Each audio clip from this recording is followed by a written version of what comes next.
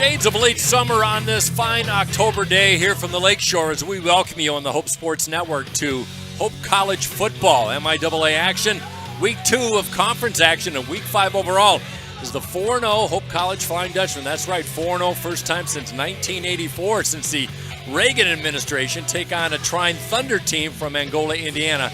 They're coming in at 2-2. Hi, everybody. Mike Coleman to call the action. My broadcast partner, Scott Vanderstoep, will join us in the second half. He's calling Hope women's volleyball against St. Mary's here on the Lakeshore as we welcome you to Hope College on a beautiful Saturday afternoon. One cloud in the sky, 70 degrees expected, and a high of 74 as we have this football game starting at 1 o'clock.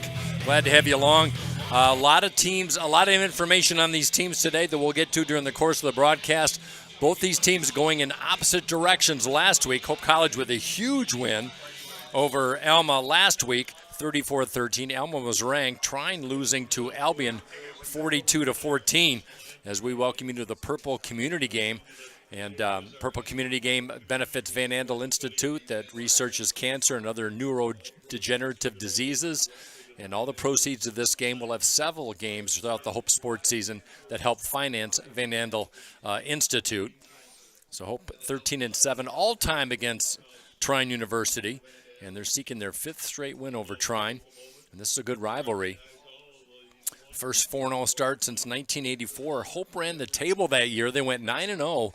And there was no postseason back in 1984. So that was the lone undefeated season Hope has ever had in their history. And Hope comes in ranked, depending on which poll you look at, 23rd in the Division III football poll and 24 in the AFCA coaches poll now. That's the second time that they've been ranked in the AFCA. You have to go all the way back to the year 2000 to see when they were ranked last. So this is rare air for the Flying Dutchman as they are seeking their 500th win in program history. And so there's a lot going on this afternoon. Hope trying to stay on that roll. And here is our national anthem. We'll stay right here.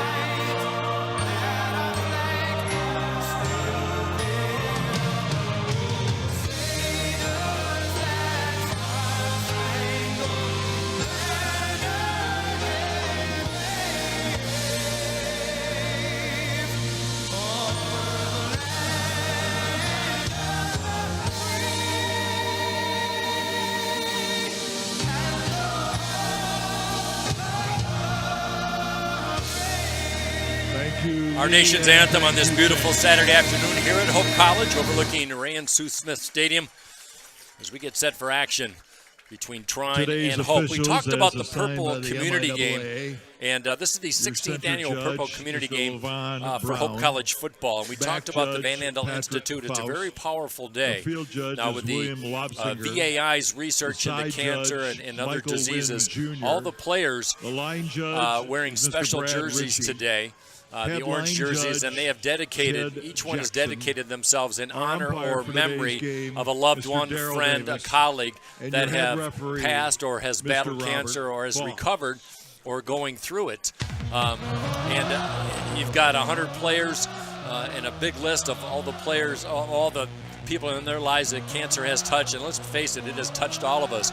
I'm a proud cancer survivor, and a lot of folks like me out there.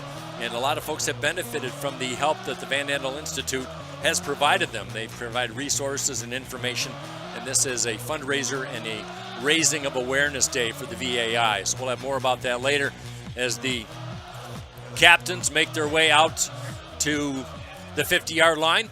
as we get set. Winds, not a huge factor today. It says gusts up to 25. We are not seeing that at the moment as we are overlooking the east side of this stadium. We're on the west side, a north-south field. Wind coming from our right out of the southeast. Hopes won their only coin toss. That was last week at Alma, and they deferred, which teams normally do. So here's the call. Trine has won the coin toss and elected to defer. Trine wins the coin toss. They're going to defer. So Hope will get the football to start this week 5. The first half at this end. So they have the wind in their advantage, what little wind we have at the moment, and the sun at their backs this time of day as the captains from both teams shake hands. This time of the day, the sun very pervasive to our right. So Trine will battle the sunshine when they get their hand on the football. Defensively, though, can factor in as well. Today's game will begin under mostly Last year, Hope and Trine battled. Trine had a 14-3 lead after quarter number 1, but Hope came back with a 3-point lead at halftime with 2 touchdowns in the last 3 minutes of that first half and took the win 38-28 for the 4th straight win over the Trine Thunder. Peter Sturzma in his 9th season, 5-2 overall against Trine. Troy Abbs in his 10th season, 61-27. And trying to get off the schneid against Hope College. How about Peter Sturzma and Troy Abbs? They have 4 MIAA championships between them, 2 each. 2 premier coaches in the MIAA. Tyler Amos, who had 98 yards rushing last week in the win over Alma. The 4th straight game where Hope had 300-plus rushing yards. Only Springfield College in Massachusetts and Hope have done that this season. 4 straight games to start the year with 300-plus rushing yards. Tyler Amos had 98 of those before he went out in the second half with cramps. Chance Strickland had a career-high 179 yards rushing. Ben Wellman, the quarterback out of Bloomington, Illinois for Hope, he passed for 261. That was a career high for him. A lot of good things on that day. The defense was stout. So Amos back at his 5. The Hope defense, my goodness, giving up just 6.5 points per game. And Hope in the top 10 in a lot of categories in the nation. So looking to kick this one away will be Colton Wampler, the 5'8 senior out of Warsaw, Indiana. Tyler Amos stands back as the lone kick return man, averaging 46 yards per return, due in part to an 87-yard return that he had earlier in the year. Wampler's kick is up, sidewinder, on a bounce, off the 4-yard line. Flag will drop, and Hope College will get a couple yards extra to start this football game. Let's look at the offensive starters for the Flying Dutchman. Look at the offensive line. The sophomore center, Timothy Clay, makes his first start. Connor Bovia, the senior out of Byron Center, gets to start at right guard. Left guard, junior out of Mona Shores, Kemper Millis. The right tackle, Dylan Clem, 5th-year senior out of Stevensville Lakeshore. And Luke Marsh, wearing number 73, the preseason and All-American from last year out of Montague, for a front line that averages almost 290 pounds. We'll get to the wide receivers in just a second. Ben Wellman, the starting quarterback out of Bloomington, Illinois. Chance Strickland, the senior out of Mason, on a play action. Wellman, flush, goes for the deep ball. He's got a receiver, and we got some contact, and that's going to go against Trine as Wellman tried to find Trevor Griffiths deep. And that's going to be pass interference on a very penalty-happy MIAA this season. My goodness. And Trevor Griffiths. Pass interference. Defense, number 2. 15 yards from the previous spot. Automatic first down. 15-yard penalty on Trine. Automatic first down for Hope. Trevor Griffiths out of Stevensville Lakeshore trying to get separation. So it'll be a walk-off against Trine. First down for Hope. Ball resting comfortably right at the 50-yard line. Wide receiver starters for the Flying Dutchman. Johnny Rowan Blanton, the sophomore out of Rockford. All MIAA wide receiver out of Okemos, Grant Holzer. Eli Vanderveen, the sophomore out of Hudsonville, round out the 3 wide receivers. Strickland right over center and picks up positive yardage into Trine territory. Trine can be rushed upon. They are last in the MIAA, giving up over 5 yards per carry. And this is a defense that suffered a lot of losses from last year. They had 4 all MIAA defensive honorees that have all gone. They have 2 returning starters in Trey Richards, the safety, and Tucker Hasselman, but Tucker is out with an injury. Strickland once again, big hole, 40, 35, off to the races, 30, 25, still on his feet, roping and a stomping inside the 5-yard line, and Strickland powers his way down into the red zone. Hope College in business right off the bat. Big hole over the right side. Quickly, Hope College given to Strickland, leading the nation in touchdown rushes, and he crawls his way down to the 1-yard line as he's working off the left side of that offensive line. Kemper Millis, the junior out of Mona Shores, trying to provide a block. We've got a player down, Trine player, just inside the hash mark off to our left. Just underway, no score, opening drive. Glad to have you along on this Saturday. So a timeout on the field. We're not sure of the player. That's number 9 for Trine. So the outside linebacker for the Trine Thunder, Ridge Howard, he's a vital part of this defense. He's first in the linebacker corps with 24 tackles coming in, and they will carry him off, not putting much weight on one of his legs, so he will check out. Hope to see him back. Second down and goal from the 1-yard line. One wide receiver on the far side, that's Holter. Goal line stance. Strickland trying to find the end zone. And he's in for a touchdown. Touchdown number 11 for the senior out of Mason, Michigan. 225-pound senior Chance Strickland punches it in, and Hope College smashes Trine in the mouth on the first drive of the football game. And how about this? Since the start of the year, Hope College has had 22 drives in the first half, including this one. They have scored 20 times. And now Caden Balkin, who was the Special Teams Player of the Week in the MIAA, pounds the extra point through. So Balkin with extra point number 25 on 26 chances this year. And Hope College with an impressive drive, cued by the long rush by Chance Strickland. And Hope leads 7-0. Well, talk about making a statement in Week 5. The Flying Dutchman, they go 65 yards. Strickland with a 44-yard rush.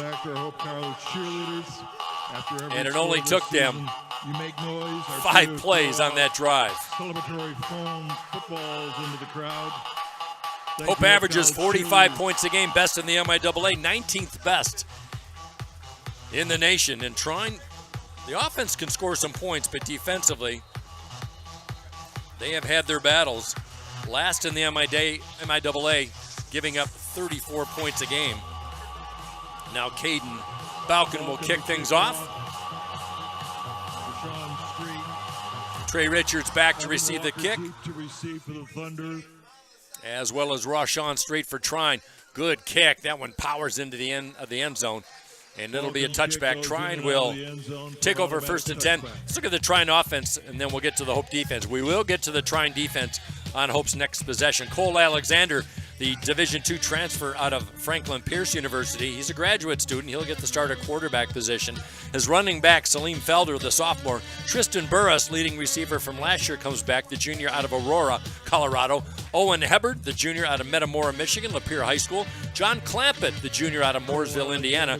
And the tight end, Tim Casper, who himself is out of Mooresville, Indiana. We'll get the offensive line in just a moment. Alexander on first down. Pitch. Felder, nowhere to go, and he's brought down for a yard loss. Cole Lumen, hello Lumen, makes the tackle, the leading tackler on this ball club. Throws back, trying for a big loss of 5. Check that, started at the 25, loss of 5. That'll bring up 2nd and 15. Dalton Robinson, one of 2 starting offensive linemen back from last year, the junior out of Decatur, Indiana. Mecky Simmons, the senior out of Carmel, Indiana, the right guard. Right tackle Evan Carr out of Bristol, Indiana. He's a junior. And Garrison Hickel, the junior out of Kewanna, Indiana. He's a 300-pound junior. Alexander wants to throw, looks left, throws right, underthrown, intended for Street. And a rare null over that, falls incomplete. Bring up 3rd and long. An offensive line that averages 293 pounds per man. but they have had their difficulties. They've given up the most sacks of any MIAA team this year, 13 to be exact. And Cole Alexander, 59% passer, but he has a tendency to be rushed. He's thrown 6 interceptions, due in part to having to scramble. He's a good rushing quarterback, over 100 yards on the year. Doesn't necessarily want to do that, but he is a prototypical Trine quarterback, 6'1", 220 out of Anderson, Indiana, in his 5th collegiate year. Now man in motion, looking left, passing left, that one overthrown. Pass incomplete. Intended for Owen Hebert. Hebert second on the team with 19 grabs. 4th and long for Trine. Punting situation comes on, so the Hope defense holds stout. So we'll have to wait and get that Hope defense in a moment. 7-0 Hope College, in case you just joined us. Chance Strickland showing that first drive.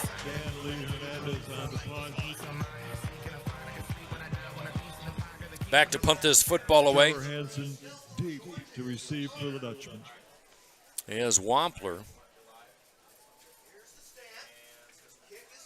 Wobbly kick, decent kick though into a little bit of wind. Gets a Trine bounce, fielded at the Hope 47, and that's where the Flying Dutchman will begin for their second touch of the day. 7-0 with 12:40 remaining in favor of the Flying Dutchman. Looking at the defense for Trine, like we said, just one starter on the field that made an appearance last year in the top 11. Trey Richards, he'll start at the safety, a junior out of Rome City, Indiana. The other safety, Tanner Goff out of Middletown, Indiana. He's a senior. Senior Daniel Boudoir will get the cornerback start, and Frederick Griffin III, sophomore out of Port St. Lucie, Florida. The linebackers, Blake Lincoln, Preston Sisson, and Ridge Howard, 2 juniors and a sophomore respectively, and then Roman Schrock, the junior out of Goshen, Indiana. We'll get the front 3 in just a second on 1st and 10. Faking left, rolling right, going deep, and sailing one over the head of Johnny Rowan Blanton. Wellman with too much mustard as that one falls to the turf, incomplete. Front 3 for Trine defensively. Cam DeCarver, the junior out of Huntington, Indiana. Toledo, Ohio, senior Elijah Boyer, and Treston Kern, the senior out of Auburn, Indiana, just north of Fort Wayne. 2nd down and 10. Wellman's first official pass attempt. Blanton in motion to the right side. Amos gets the call off left tackle, cuts it back to the inside. 50, 45, gets a block downfield. 30, spun around and dropped to the 25. And credit Grant Holzer, the senior receiver from Okemos, with a key block downfield to spring Amos for extra yardage. And that's what the receiving corps takes great pride in, besides making grabs, is blocking downfield for Andrew Hawken, the offensive coordinator. And you saw that block by Grant Holzer downfield, and Amos with those sturdy legs doing the rest. 7-0 Hope on the move once again. Amos gets a call, tries to bust it outside, gets a seam. They're not going to catch him. Into the end zone. Touchdown, Flying Dutchman. 23-yard touchdown scamper by Tyler Amos. His 4th of the year, and just pure power on the ground. As you saw Amos take it off left tackle, he bounced outside, got another key block by the receiver on the near side, Holzer, and he takes it in. The 27th play of this season where a rushing play has gone over 20 yards. And we have not even played 3 minutes in this game, and Balkan trying to give Hope a 14-0 lead. On the hold by Wellman, that one sails into the upper deck of the Jim Herring Athletic Center, and the 23-ranked Flying Dutchman starting out strong as they lead Trine 14-0. My goodness. Well, we'll talk to Scott Vanderstoep in the second half, my color analyst, and he had a chance to talk to Andrew Hawken, the offensive coordinator for the Flying Dutchman, and Jake Pardney, the defensive coordinator, excuse me, on what their strategy would be going into the last 6 games of the season. And I think if you had to guess, I'd say that Hope relying on their run game. And they have shown it in this first quarter. So the first touchdown drive, 5 plays, 65 yards, took a $125, and then Tyler Amos takes it 23 yards to the house on his second carry of the day. And Hope into the top 25 for the first time in their program's history in D3 football. Check that. That was Tyler Amos's 5th touchdown rush of the year. I stand corrected. Now Balkan with the boot. Low kick through the end zone. And Trine digging themselves a hole early. Once again, Let's look at that defense for the Flying Dutchman. Freshman Jack Lemon-Cusa from Rockford High School. The freshman 6'2", 250 has made an immediate mark on that defensive end position. Caleb Parlberg, former defensive end, now a junior defensive tackle out of Caledonia High School. Otis Ackerman, all MIAA last year. Had 6 sacks, 14.5 tackles for loss. He's a senior. He's the other defensive tackle. And then Liam Danitz making his 5th career start, the junior out of West Branch, Michigan. The linebacker best in the MIAA, arguably, Cole Lumen, leading tackler on the team out of Rochester Stony Creek High School. The senior, Andrew Debry, the senior out of DeWitt, 2nd on the team in tackles. And Brad Reardon, the sophomore transfer from the Naval Academy out of Hudsonville. Felder trying to go off the right side, picks his way, and we got a late fumble. And they're going to mark the ball down. Lumen comes up with the football. He always has a nose for the football. Fumble recoveries, interceptions. But I think Felder will get credited with a 2-yard gain. So the ball was dead. Secondary for the Flying Dutchman. Safeties Tyler Stazowski, the junior out of Hamilton High School. And the senior out of Zeeland East, Sam Cochran, making his 8th career start for the Dutchman in the secondary. Trevor Hansen, 5th-year senior out of South Christian High School. He's the cornerback. And Austin Harvey out of Rockford, the sophomore, gets his 3rd start of his career. Pass on the flat complete, run out of bounds by Reardon. Works his way up to the 31-yard line, and a first down for the Trine Thunder. So Trine showing signs of life as that pass complete to Tristan Burris. He's got 20 grabs on the season, 1st on his team, 2nd in the MIAA with 4 touchdown receptions. Trine 2-2. They've ironically won both their games on the road. They came back from a 21-point deficit 3 weeks ago at Rose-Hulman to take that victory. Alexander, quick fire over the middle, off the shoulder pads of the intended receiver. Jermaine Williams out of the backfield, the slot position, hit him right on the mark at the 42, but he drops the football, brings up 2nd and 10. Hope has averaged 14.5 yards per play through the first 5 minutes of this contest, leading 14-0. Slot receiver left, 2 receivers on the right, 1 in the slot as well for Alexander on 2nd down. Fake to Felder, and nowhere to go for Alexander. Hope sniffed that one out. Parlberg in on the stop.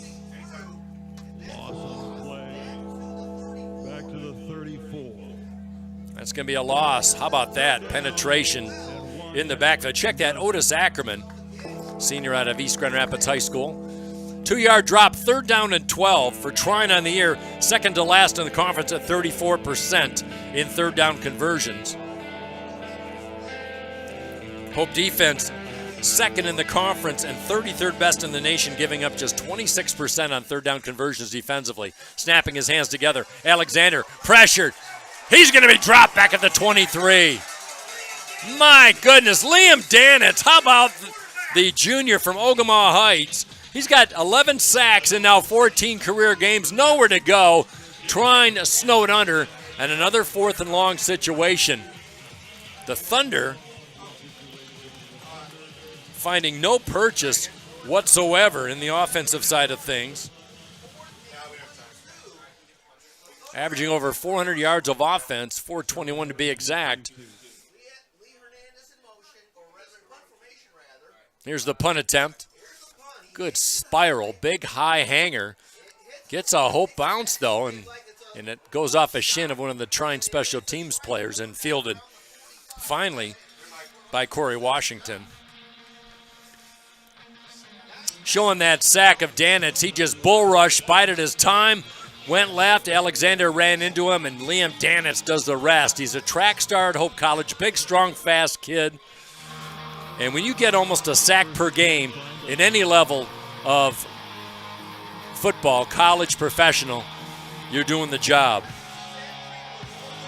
So here's Zach Trainer getting his first action of the year. We did not see him much last week as we saw a steady diet of Ben Wellman, but Trainer on the year. He's got such a natural arm. So he gets his first chops in this football game, leading 14-0. Receivers stacked on the near side. H-back to the left on first down. Play action to Strickland. Trainer has time. He's going for the home run ball. Contact. And we got a late flag as Eli Vanderveen got tripped up by one of the secondary players for Trine, who's down and getting up slowly. And that is Daniel Boudoir limping off the field. So that should be a penalty on Trine. Well, you saw Trainer's prowess. He's got the home run ball capability. Second time Hope's trying to go deep in this first quarter. We're assuming it's pass interference that would move the football into Trine territory.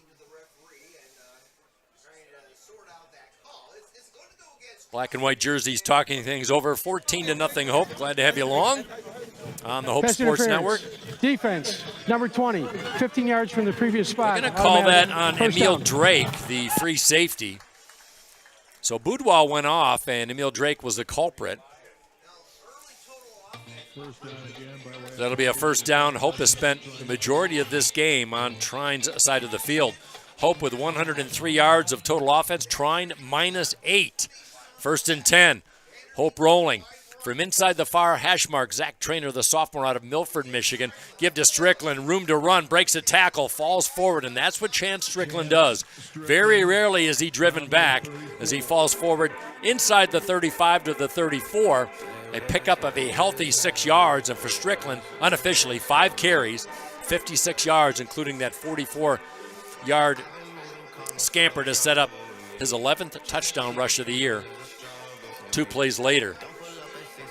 Second and short, Rowan Blanton, the sophomore out of Rockford, in the slot. To his left, Travis Myers, the junior, gets his first action. Pass trying to lead Griffiths. Incomplete. Good to see Trevor Griffiths back last week at Alma. He missed the first. I'll start over. He made the first game. He had 5 catches in his first career action in a Hope College uniform. Missed the next 2 games and then played against Alma last week. Hope had 608 yards of total offense last week. 347 on the ground, averaging over 7 yards a carry. Like we said, the 4th straight game that they have done that. Pitch to Amos. Gets a block and falls forward. Good play by Drake. Came in from the secondary and drops down Amos on a sideways tackle.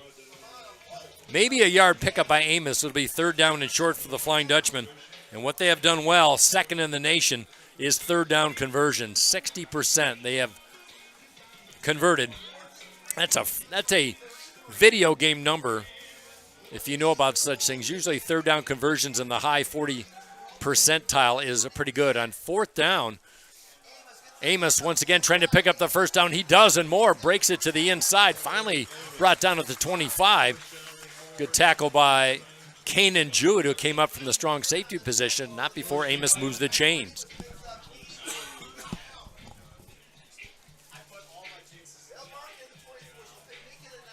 Seven and change remaining in the first. Hope up by 2 scores. Hope up to the line quickly. Rob McAleese now in the center position for Hope. Hope fakes the run, pass on the flat to Rowan Blanton, walking the tightrope. Second effort, did he get it? He'll be close to the first down marker. First grab of the day by Johnny Rowan Blanton. And Rowan Blanton comes in with 9 grabs for 85 yards. So the 5'9" senior with a nice, nifty grab on the far side. He'll pick up 9. Hope needs a yard for first down number 7. They had 33 first downs last week in the win at Alma. I had the pleasure of being at that game. That was a hostile crowd up in central Michigan. And Hope came away at Alma's homecoming, defeating the number 16th ranked Alma Scots 34-13. Trainer has time to throw, now steps up, lofts it over the middle, intended for Holzer, and that went incomplete. Good coverage. Konstantin Thrasavulu. Thrasavulu started a lot last year, and the junior out of North Ridgeville, Ohio, getting his action on this drive in the secondary. That'll bring up 3rd and 1. Griffiths checks out. Adam Castle checks in the H-back position.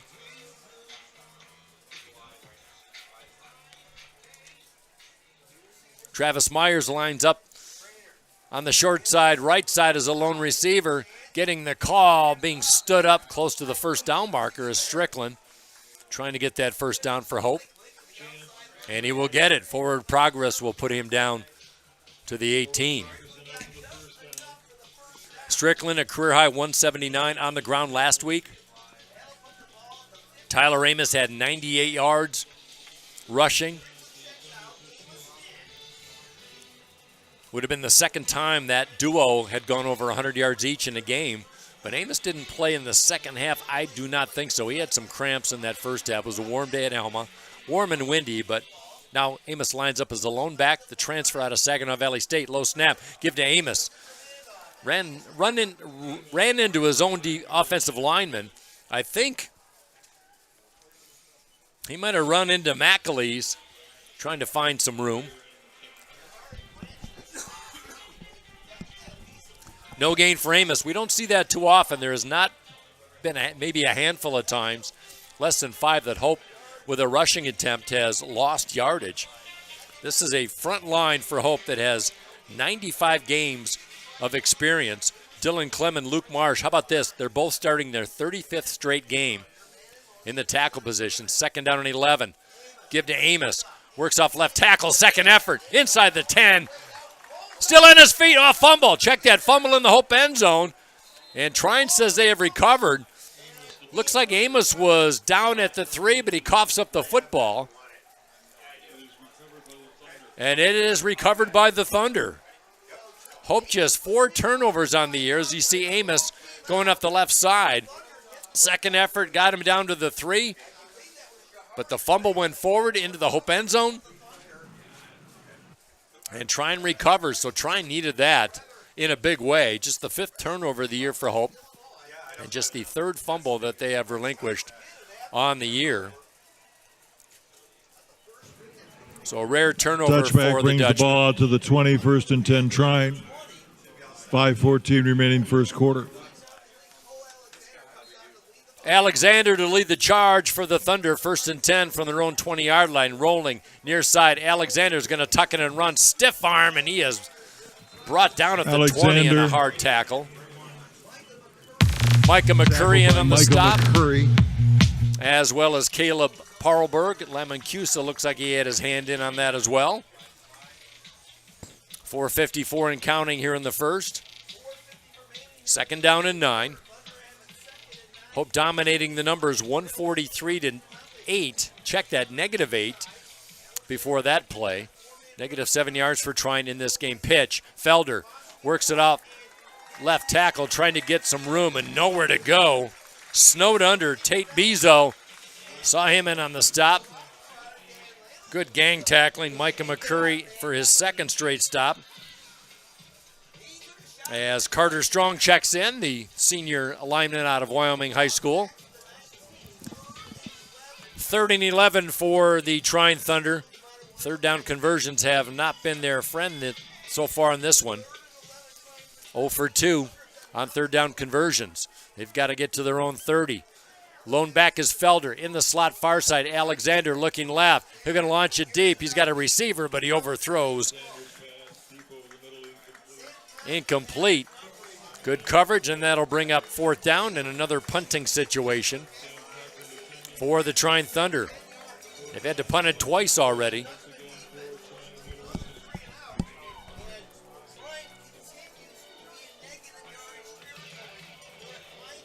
Hope will get the football back for the 4th time in this first quarter. They have scored on 20 of 22 possessions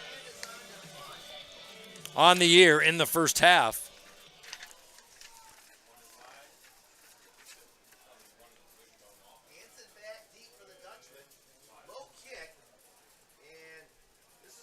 There's a low kick inside Hope territory, and that'll be down at Hope's 47. Trevor Hansen back to check that. Travis Myers back to field that punt.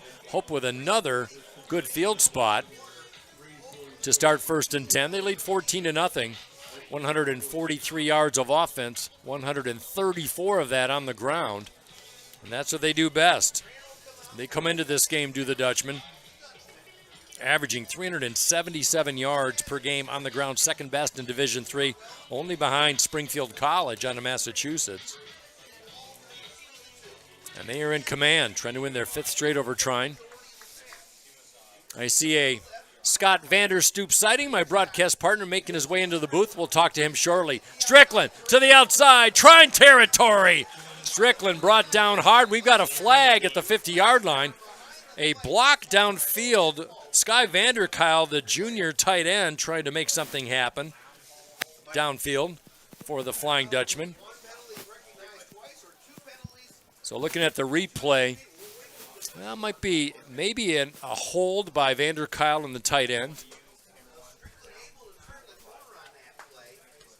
So that looks like it's going to go Trine's way.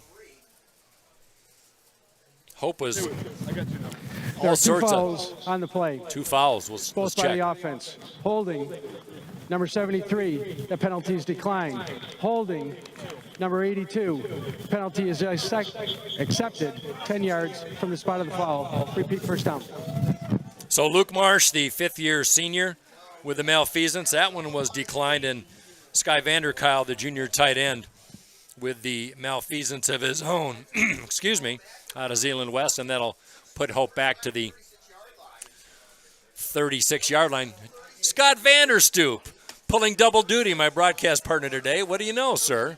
Well, it's good to be with you, Mike. You know, as Rick Ocasek, the lead singer of the Cars, said, if you're going to lead a double life, you got to have a fast car.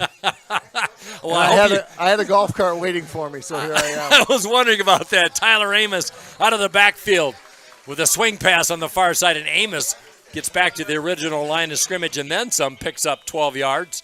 That'll bring up second and a manageable 9 for the Flying Dutchman. So, Scott, you had duty with women's volleyball today, taking on St. Mary's. The nationally ranked Dutch stayed undefeated in the MIAA and rolled the Bells of St. Mary's in straight sets, as I predicted, and I had targeted a 1:15 arrival. I guess I had a 1:15 departure, but it took a bit to get settled, so it's good to be with you. It looks like it's been all hope over here, too. It has power of the running game. Trainer throws that football. It just slipped out of his hands, and that should be forward progress, and that'll be incomplete. Trine coaches to our left, Scott screaming fumble, but I don't think they're going to win the argument. I didn't have a fumble on that. It was slipped out of his hand as his hand was going forward, so although I will say it looks like it's been a Hope domination, and I walk in here and 5 of the 6 plays have not really been all to our advantage, so maybe I should just go back and maybe sweep up the floor in DeVos or something, make myself useful. We got 3rd and long coming up. No, here. you're not going anywhere. We're going to threaten you with a good time here. So 3rd down and 9 for the Flying Dutchman, and we were talking about this earlier. Scott, 60% conversion rate on 3rd down. That's second in the nation. That's a phenomenal mark. We'll see what they dial up on 3rd and 9. Griffiths in motion to the near side. Trainer with time. Flushes up, throws. He wants Griffin on the near side, up for grabs, and Griffiths almost came up with it as it falls to the turf. Hope fans wanted a hold, but they're not going to get it. Double coverage on that play as Griffiths was covered, but, it was they had good protection. I thought he worked his progressions pretty well there. But, give Trine credit. They had the secondary. They had it read pretty well. I did talk to Coach Hawk this week, and we'll talk about it later, but he's really pleased with how well they're taking care of the ball. And he's pleased with their 3rd down conversion. But, they've had 3rd and reasonable. 3rd and 9 is a tough go, but they took a shot. Yes, they did. And to that number, they haven't had a ton of 3rd down conversion opportunities. This is a team that averages over 7 yards per rush, so they haven't needed that. And Peter Costa with a nice punt. Backing up on the return is Burris, trying to find some purchase on the outside, and he is dragged down to the far side out of bounds at the 10-yard line. Another poor position start for Trine as they scrimmage 1st and 10. I'm surprised they took the ball there. I guess it was a risk of putting it down at the 1, but he didn't have a whole lot to work with. Good kick, and another Hope definitely looks like winning the field position war early on here. Yeah, they really are. They have spent the majority of their offense on Trine's side of things. By unofficially almost a 50-yard boot for Costa. If that's the case, that would be his longest boot of the year. He had a 46-yarder in week 3. I got to watch practice, Mike, and I was on the far sideline just to soak up the sun because the sun was setting. It was getting a little cold, and I watched the special team folks, the place kicker and the punter, and they were putting them. They were getting good motion, good yardage on it early on. I mean, it was a quiet day, but yeah, I think special teams doesn't really get enough credit but it is complimentary football. I think that all parts of the game are playing well right now. Yeah, and we saw a few things as far as special teams got in the first couple of games with like bobbled punts and those. It didn't hurt Hope College, but those things that need to be shored up, and it looks like they have. So like you said, complimentary football. That pass intended for Owen Hebert, incomplete. And Alexander has not been able to find the mark early on, just 1 of 7. And still looking for positive yardage. Felder, check that. That is not Felder. That is Craig Nichols, the running back, with his first carry, still on his feet, and he's finally spun down by Cole Lumen after no gain. It'll bring up 3rd down and 10.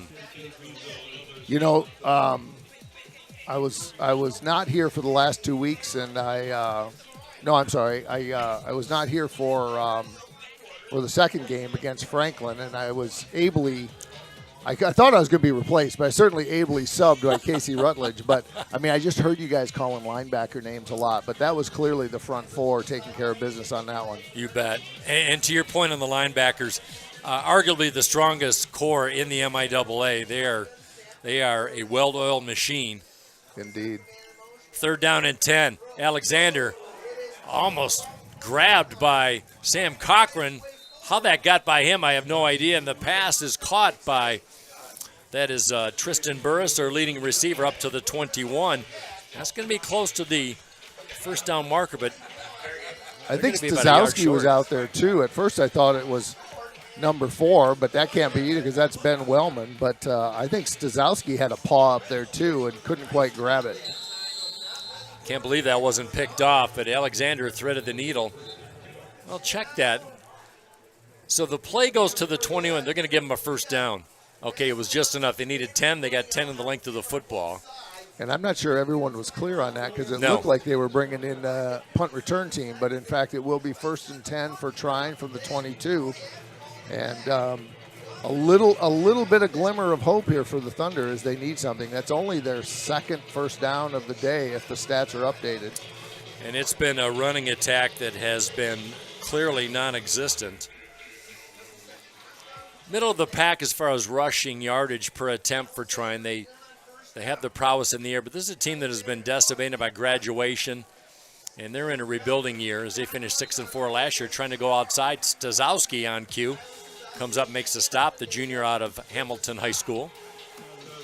Yep, made a nice play, wrapped him up, and while he was at it, he was able to help the right tackle up. The guy probably weighs 75 pounds more than he did. He decides to help him up from his opponent. Stazowski goes 213. He doesn't look that big.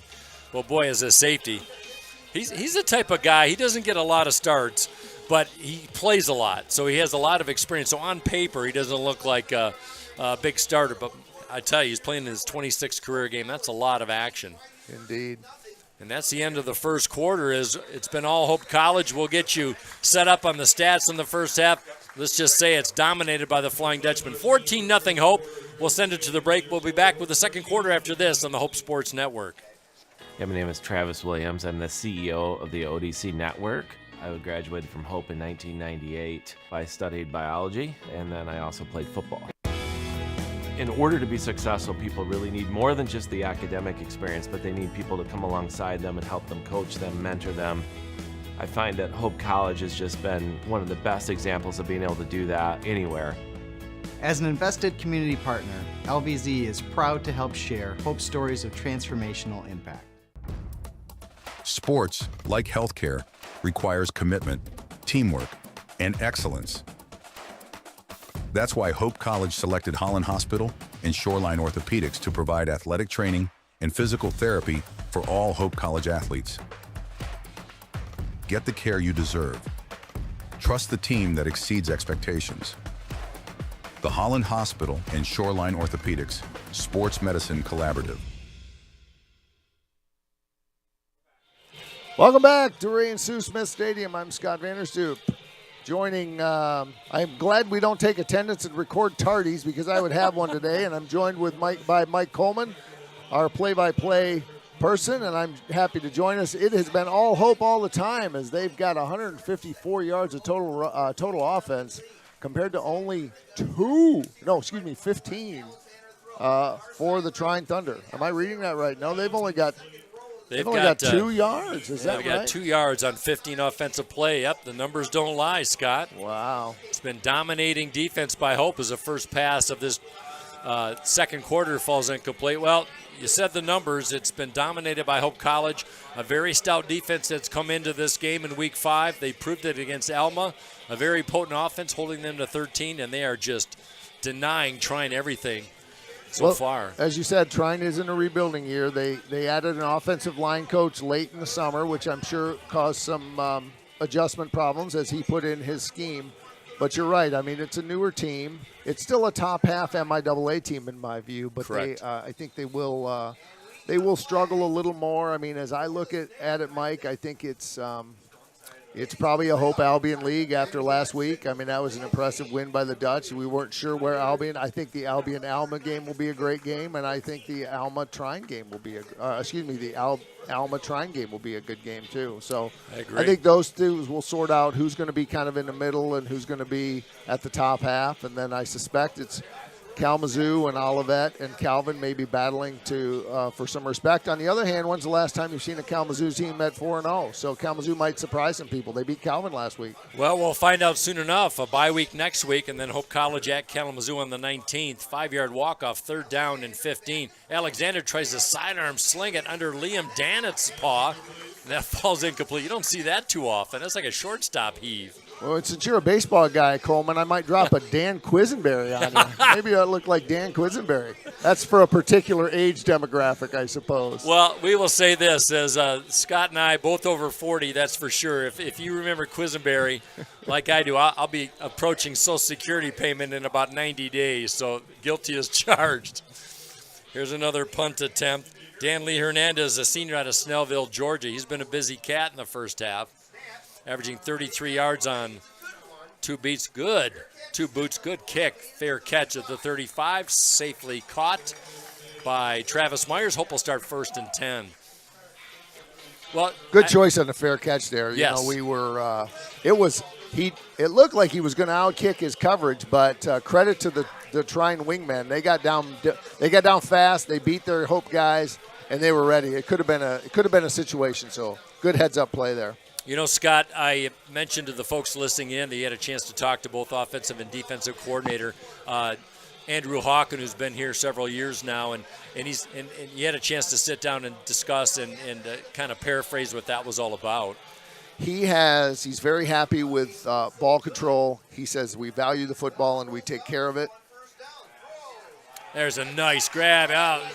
Did they give it to him? Incomplete. Johnny Rowan Blanton had it, and it coughs it up on a turf tackle. That one falls incomplete. And so, I mean, he's very pleased with how they're taking care of the ball. He's pleased with their 3rd down conversions, and their execution has just been very good. I started the conversation with Hawk. Did you think you'd be this good? He said, we knew we had the ability to be this good. We just didn't know how we would execute. But he's been very pleased with how well they've executed. As well he should be. He's got an experienced offensive line. Strickland, trying left tackle, tries to go over center, lowers his shoulder to the 39. He's got to get to the 46. And that'll bring up 3rd and 7 for the Flying Dutchman, leading 14-0, and on 3rd down conversions, 1 of 3. So Trine is held in that regard, but those 2 quick drives really kind of smashed Trine in the mouth early on. Looks like Amos and Strickland are sharing kind of shared duty today. That was the 8th carry by Strickland. He's got 58, and Amos, perhaps it looks like he might have. Oh, they both had 2 long ones. Yes, they did. Before I got here, maybe I should go back. Nice play over the middle. Seth Lumen, hello Lumen, over the 45, and Cole Lumen's brother from Rochester, Stony Creek, wide open over center. And a little pitch and catch for the 1st down, and Hope stays on the move. The H-back getting a little action on the delay, and great job by Wellman to work his progressions and found Lumen. Good credit the line for giving them the coverage that they needed. Nice little play, good check down. You bet. In the 4th grab for Seth Lumen, he does have a touchdown grab on the year. 1st and 10, approaching the midfield and approaching the 13-minute mark of this 2nd quarter. Fake the jack sweep. Wellman, happy feet, has to go out. He's got room to move. He's got the wheels. Downfield blocked by Rowan Blanton. How about the tightrope dance by Ben Wellman inside the 40? I think it's coming back, Mike. It's coming? Oh, is it? Are we seeing some laundry? We might have either Dylan Clem or maybe Connor Bovia dropped right there in the middle of the field. Yeah, Dylan Clem, the right tackle, and Connor Bovia, the right guard. Takes away a nice game and a nice scramble by Ben Wellman, the senior out of Bloomington, Illinois. Oh, there's a flag. Offense, number 59, 10 yards from the previous spot, first down. Well, they pick Rob McAleese, the junior lineman, the center with the penalty. Second of the day for Hope. They had 14 penalties in the win last week against Alma, and usually against a good team, that's a recipe for disaster, but they managed to overcome that. It'll be 1st and 20. They've got to get to the Trine 41. They scrimmage from their own 39. Shotgun, Wellman, play action. Has a receiver, Griffith on the near side at the 40. First down and more, trying to get a block downfield. Spun down at the 33. Trevor Griffiths with a nice grab. Got purchase and Hope in business. What a play. You know, I got to say, though, Mike, that corner had a shot, and he fell down as Griffiths made the cut. I think it was Tristan Burris, if I'm not mistaken, but he's listed as a wide receiver. Right, it's got to be 22. And maybe. that was Daniel Boudoir, the cornerback, and he did on the replay we just saw where he did fall to the turf, and might have been a different outcome for sure. Nice 1st play. and 10. Trevor Griffith's first grab of the day. Danson close to the red zone, trying to power it outside. Horse collar tackle off the mark. Strickland carries a would-be tackler inside the 30 down to the 27, and 5 tough yards by the senior. And that time, Rob McAleese, I got to check if he's playing center or guard, but he actually, I think he learned his lesson because he put a block on his opponent, and he made really sure his hands were up in the air so that everybody could see him, and that actually gave a nice little gap so that Hope could pick up 5 on that play. So a quick learner. Sonny DeFonso, the senior left guard, in at the moment on second down. Faking the power sweep. Wellman wants to keep it. First down, 20, 15, brought down to the 13-yard line. Secondary tackle, but Ben Wellman with the quick dart up the middle, and the senior quarterback moves the chains for the Dutchman. You know, it's just great, the variety. That last play was a pulling play. It was a delayed handoff. That one was a very fast executed by what was a quick fake, and boom, he was gone. There wasn't any read or anything. He was just going. So Coach Hawk showing a little diversity here. Yeah, the master of misdirection with his diverse play calls. He's always got something up his sleeve. Wellman, capable quarterback, averaging 12 yards per carry. Rowan Blanton in motion.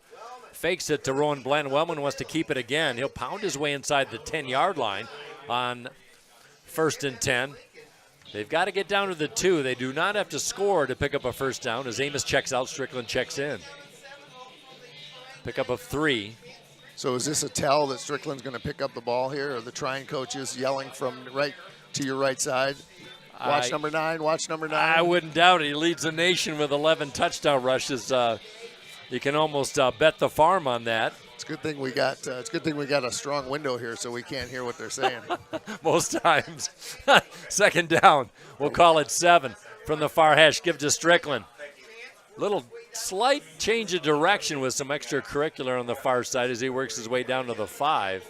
Blake Lincoln came in fast, the outside backer, to wrap him up below the waist, and that was a good tackle, and it'll bring up 3rd and about 4. Boy, I tell you, Trine, they lost 4 All-MIAA defensive players last year, and this is a rebuilding year, like you said, Scott, especially on the defensive side of things, and especially on that front 4 defensively last year. They were stout. 3rd down and a long 3 from the Hope 6. Inside 10 minutes to go. Hope up 14-0 after 2 quick scores. Strickland up in its second effort. Dives. They're going to mark him down at the half-yard line. Very close. I think they marked his knees down, and the football was over the plane of the goal line. But can you get much closer, Stoop, on that? I don't think so. And you can't get closer to the sideline than Eli Vanderveen, who was first-class decoy there, but was able to pull a couple people out with him. But Trine was able to wrap him up in the middle. That was a wide out. That is a fact. What we saw in the replay where Strickland came up a little bit short. Off the right hip of Wellman on first down. They did get the first down to punch it in. There's Strickland in. Second touchdown of the day. Touchdown number 12. Mr. Automatic pounds it in for 6. He's a grinder and he's a pounder. I don't know how you stop him from 6 inches away. Hope College executing on both sides of the ball. The Dutch are making it happen on 40-yard pass receptions and on quarterback draws, and just a great sequence of plays there. You know, you come off a big win, Stoop, last week against Alma. You've got a Trine team that's always pretty competitive as that kick is up, and that one is good. But I know it's a cliche. Do you talk about a letdown, an emotional letdown? I don't think these coaches are going to allow that to happen because Hope has their table set for them this year. They do. I mean, I think it really helps to have Trine and Albion at home. I mean, I was very worried. I know you made the trip over there last week. I was worried about the Alma game. Like, we haven't proven that we can beat Alma, and that's been the thing that's been keeping us from getting our ticket punched into the into the NCAA tournament. But you don't want to look ahead. But you know, when coaches are optimistic, they're the most pessimistic. They're always guarding. We got a tough opponent. We got to take them one game at a time. But our coaches feel really good about the squad that they have, and they feel good about the way they're practicing. They feel good about how they're handling themselves on and off the field. And when it comes to executing, they're just taking care of it. And I think Pardney on the defensive side is really happy because he's got kind of the third year with his guys and his system. And he's got a couple of big transfers that help. But this is a talented Division III team that's well coached and playing well. They're performing the way they should be performing. And that doesn't always happen. It's a lot easier to say it than to do it. They've been a lot of fun to watch. They really have. One of the upbacks fields has room over the 30 and has dropped. Another good special teams play by Hope College. I think that might have been Deshane Jamison, number 12, if my aging eyes don't deceive me. Indeed it is. Trine will start things averaging less than a half yard per offensive play, trailing 21-zip. And the other thing that happened there, Coleman, is that lo and behold, you look up and all of a sudden, you know, on that drive, Hope took away half of the quarter. And so now we're down to 8:47. Trine's got to get some points on the board here to go in with a little bit of momentum to feel like they can do this. Well, they came back from a 21-point deficit at Rose-Hulman to win that, but no offense, but Hope handled Rose-Hulman, and not quite two of the same teams on 1st and 10. Alexander gives it to Felder, works his way over center, and there is just nothing between the tackles for Trine in the rushing department, as he has brought down maybe a yard gain. Yeah, they're really jamming them up in there. Give credit to that interior. Yep. As it's once again, he's the lead. He's the game leader so far for me in the sportsmanship award, and that is Tyler Stasowski helping his opponent up. I guess if you're ahead 21-0, you maybe feel like makes you can it do a that. little bit easier. By the way, stopped by Cole Lumen. Pump fake. Alexander hit as he releases, as lowering the hammer for the Flying Dutchman was Cole Lumen right on cue, and that one falls incomplete. Wowza. Yeah, linebacker blitz, and it was not picked up by the left side of the Trine line, and Cole Lumen just really put the wood to him there. Credit Trine quarterback for getting up on that one. Lumen already with 4 tackles in this one, and the passing attack for Trine. Alexander just 2 of 10. They were decimated on the defensive side of the football. They bring back one experienced receiver. That's Tristan Burris on the offensive side of things, and a transfer quarterback, so struggling on the road. Alexander, quick drop pass complete to Burris to the 41. Second effort, going to be short of the first down as he works his way to their own 44. Yeah, by about a yard. Looked like it was Caleb Parlberg picking up the tackle from behind. It's been Cole Alexander. He hasn't had a great day. His quarterback rating prior to that play was only 36, as he's only completed 2 out of 10. He's been sacked once and only has 19 yards. No, a 52% passer on the year. Both receptions to Tristan Burris. 4th and short, trying to roll the dice. The Riverboat Gambler, Troy Abbs, in his 10th season. Alexander now over center. Lone back is Felder. H-back to the right. In the backfield, Liam Danitz says no, sir. Wowza. He beat his opponent off the ball.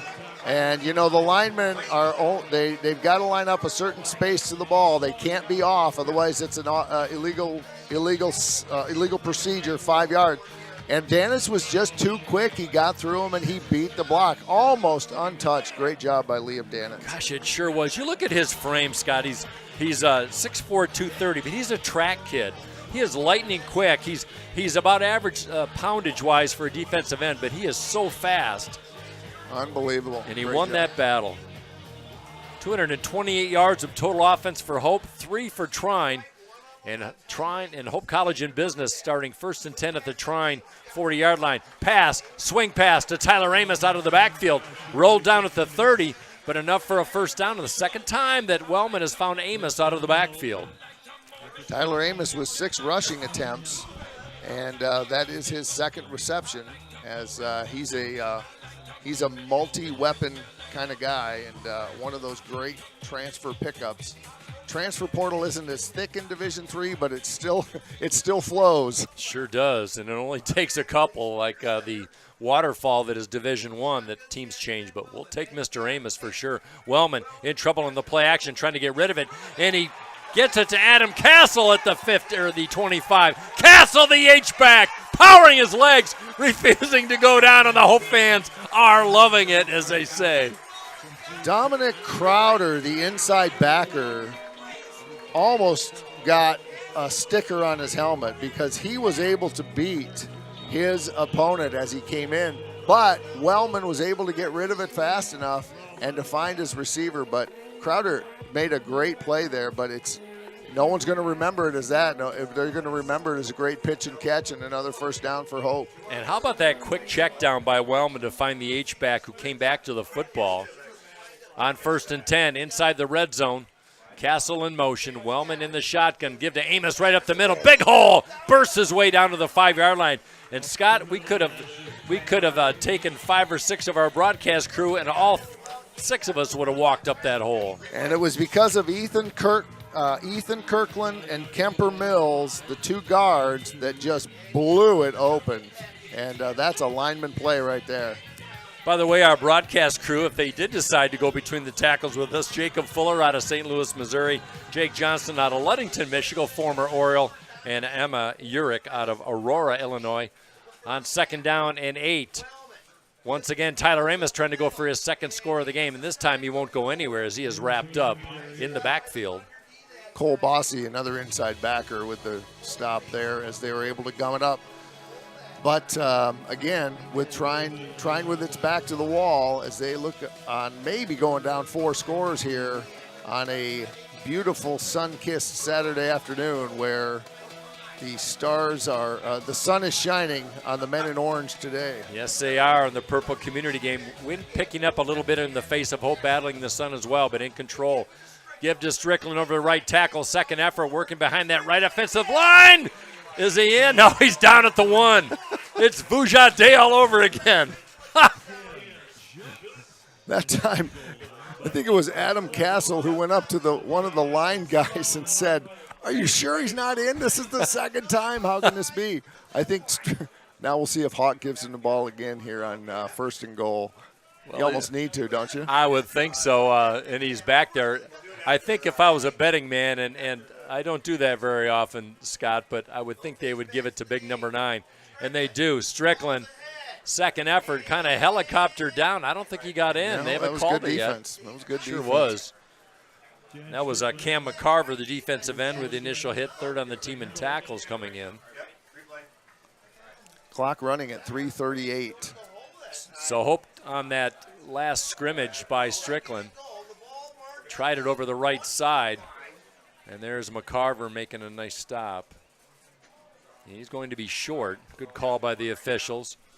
Second down and a half yard. They're going to get 3 cracks at this to be certain. H-back to the right, H-back to the left. Give to check that. Wellman into the end zone on the play fake. Sold this broadcaster, and Ben Wellman with a 1-yard touchdown rush.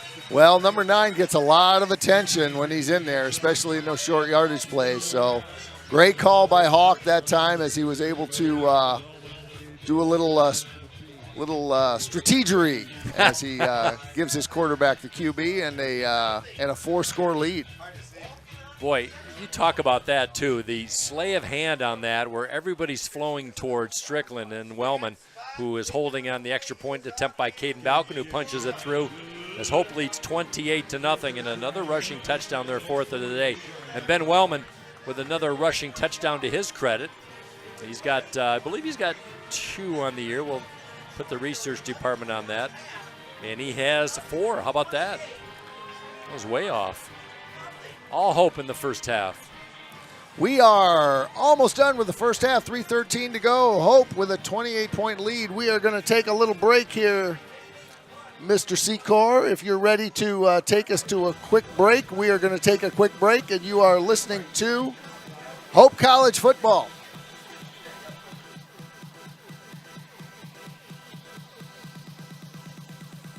Are you thinking about buying, selling, or refinancing? Your title agency matters, and you have a choice. Lighthouse Title started in Holland, Michigan more than 20 years ago and has grown to over 45 locations. We are proud to be local in these communities. Visit Lighthouse Title for more information and use our online widget, Louie the Lightkeeper, to chat with someone today about how we can help you close on your new home. Balkin with a boot. 1 hopper. Check that 2 hopper. Fielded and bobbled by Street in the 13-yard line. In trouble. Has a break and works his way to the 20. Crisis averted as he picks up a little bit, but still trying in the hole. 1st and 10 on the short return. Wow, that could have been disastrous. 28-0, Trine down. Yeah, and then he did a good job of actually trying to battle his way back. So credit there on the tackle. I believe that time was Trevor Hansen, the 5th-year senior DB who plays special teams. Well, here's a litmus test. I've got the other games going on in the MIAA. Alma at Calvin today from Grand Rapids Christian High School. 12 minutes remaining until first half is done, and it's all Alma 23-0, feeling the sting over last week's loss. No surprise, Albion with a commanding lead on the banks of the Kalamazoo in Albion, 21-7 over Adrian.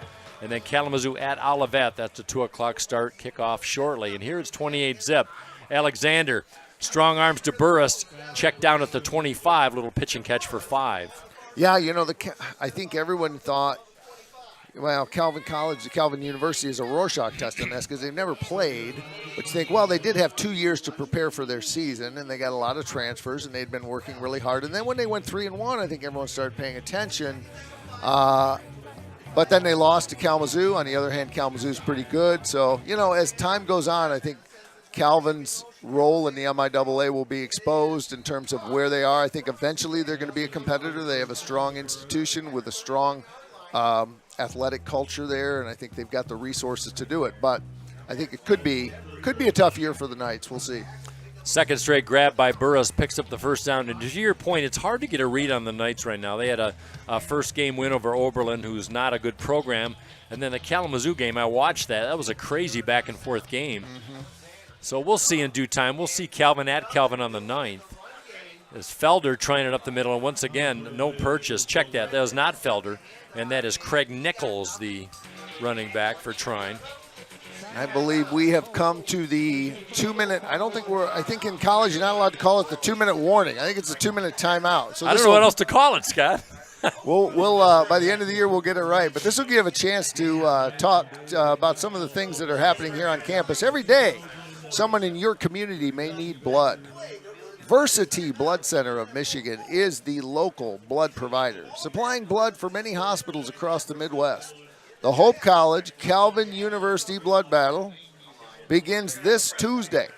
All Hope students, alumni, and fans are encouraged to show their school spirit and donate blood at a donation center, anytime from October 1st through November 6th. To find a donation center, In the Midwest, visit versity.org. That's V as in Victor, E Echo, R Romeo, S Sam, ITI.org, versity.org. To make sure your donation counts for Hope and not some other school to the east. In the blood battle contest, include Dutchman with an E, Dutchman, D-U-T-C-H-M-E-N. In the notes, that's Versity Blood Center's Hope Calvin blood battle. Thank you, Scott. Looking forward to that, as well as the football contest. And oh, they're playing a game too? I thought it was just a blood drive. it might be a little of both. Yeah, it could be. Second down and 10, Alexander. 2 straight completions. Now he's flushed out of the pocket. He's going for the home run ball. Receiver downfield. Contact. What a grab. And is coughed out. Incomplete. Had it for a moment. Stazowski on the coverage, trying to get a number on that receiver. I think it was Sam Cochran maybe on, or was it 14 or 4? Yeah, no, you're right. It was Stazowski. It was Staz, yeah. Good job, old man. Yeah, that's a 70. I brought the glasses this time. It always seems to help, but not when I'm looking 2 feet ahead of me. That was that was good coverage, and at that point, he had to make a choice, and Alexander decided to go long. But really good single coverage, and it was exactly how they wanted. I mean, almost made a great catch, but it was a long shot with that kind of tight coverage. A lot of top 25 games going on today. We'll get to those at halftime if time allows.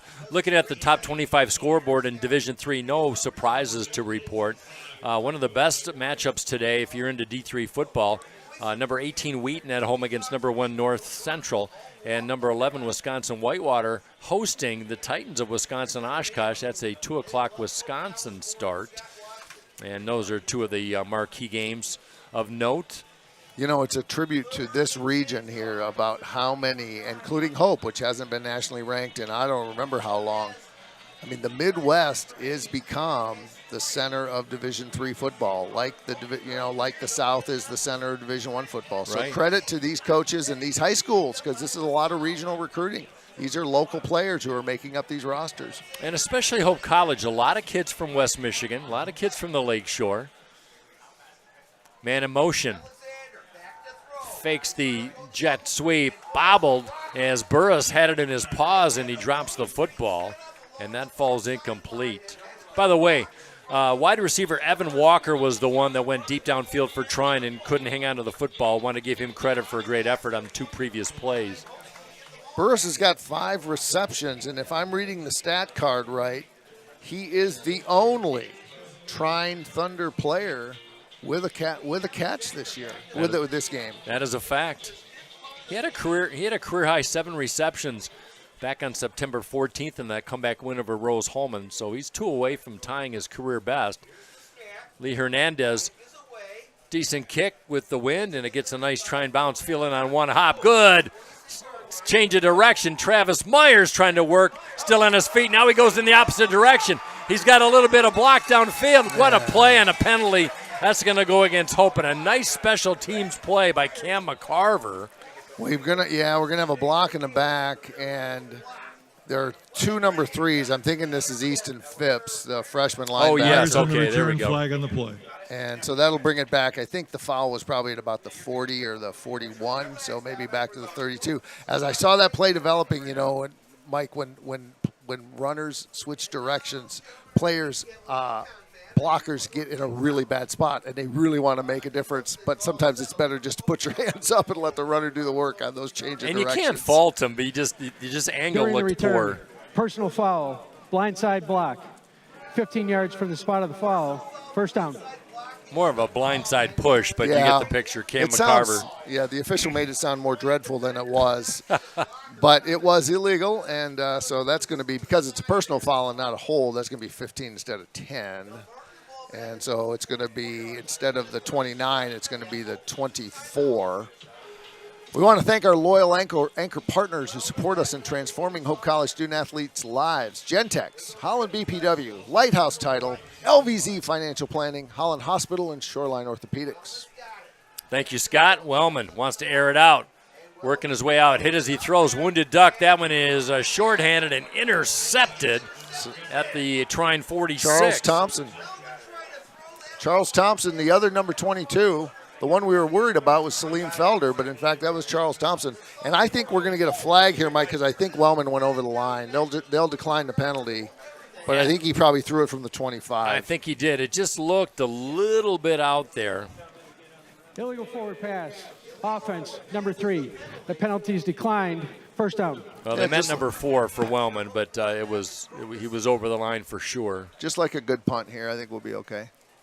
You bet. Hope up 28-0. We'll have all the numbers at halftime. This offense averaging 45 points a game. They were held to 34 points against the defending champion Alma Scots at Alma last week, but boy, that defense showed up. I'm being facetious about the 34. That was quite a game. It was 24-0. Hope it happened. Folks said, well, Alma played them even Steven in the second half. Maybe so, but you got to play 60 minutes. Last I checked. Unless it's, what is it, the old CBA used to give quarter points, didn't they? Oh, my gosh, you're right. Alexander, quick hitter, and that pass complete. Good pitch and catch on the near side, and Trine finding a little bit of success on those little dink passes in the flat. And that's finally, we're going to get somebody besides Mr. Burris added to the receiving list. And was that Owen Hebert? It was. The junior out of Lapeer High School in Metamora, Michigan, with his 20th grab of the year. He's second on the team in that department. Alexander looking right, in trouble, sacked, host of orange. And the initial hit is Tate Bezo. He'll get credit for the sack and a few more orange jerseys. Almost the entire defensive line for Hope converged on Alexander. And Garrison Hickel was trying mightily from his, I believe, left tackle position to hold off the defenders. And he probably was the last brick to fall. But they're just great defense, great push, great surge. Certainly was. Surge, great adjective. 3rd down and 12 on the loss.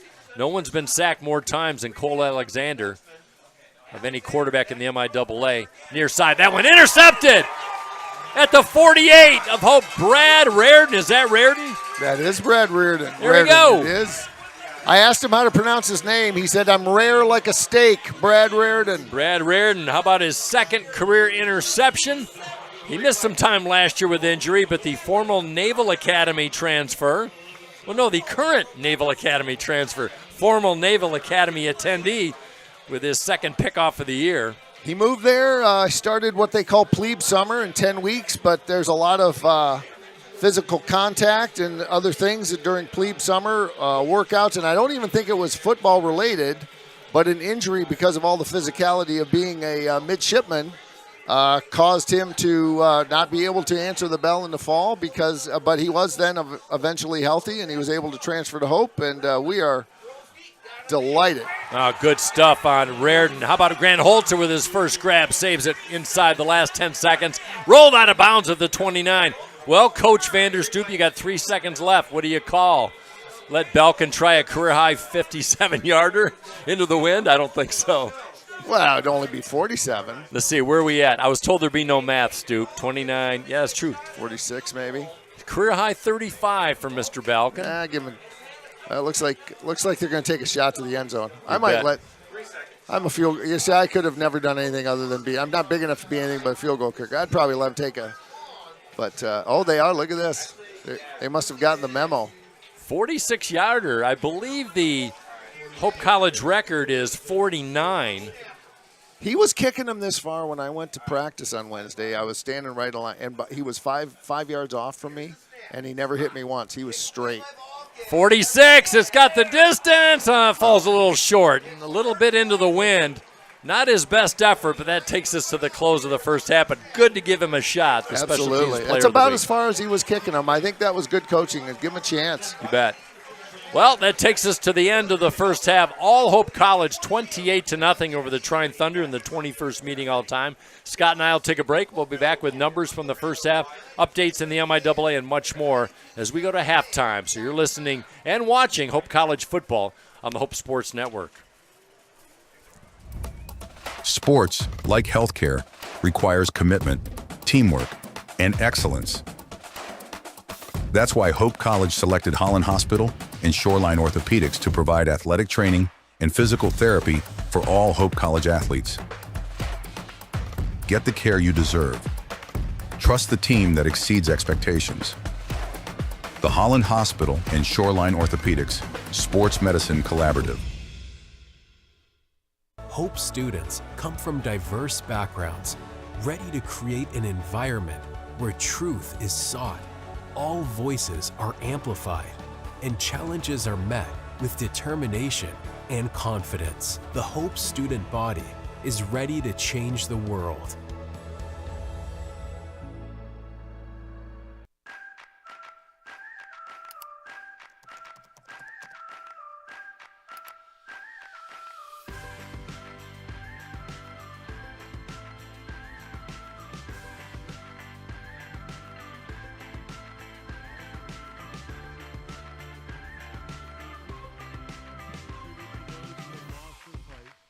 Against cancer and Parkinson's. Every dollar of every donation goes directly to the cause. 100% of your funds support Van Andel Institute scientists who are studying more than 20 different diseases. Today we have some very special guests we want to welcome here to the field and celebrate with them.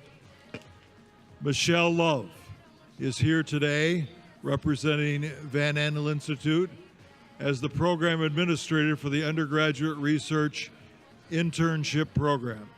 She is joined by Emma Rudisal and Brianna Courier.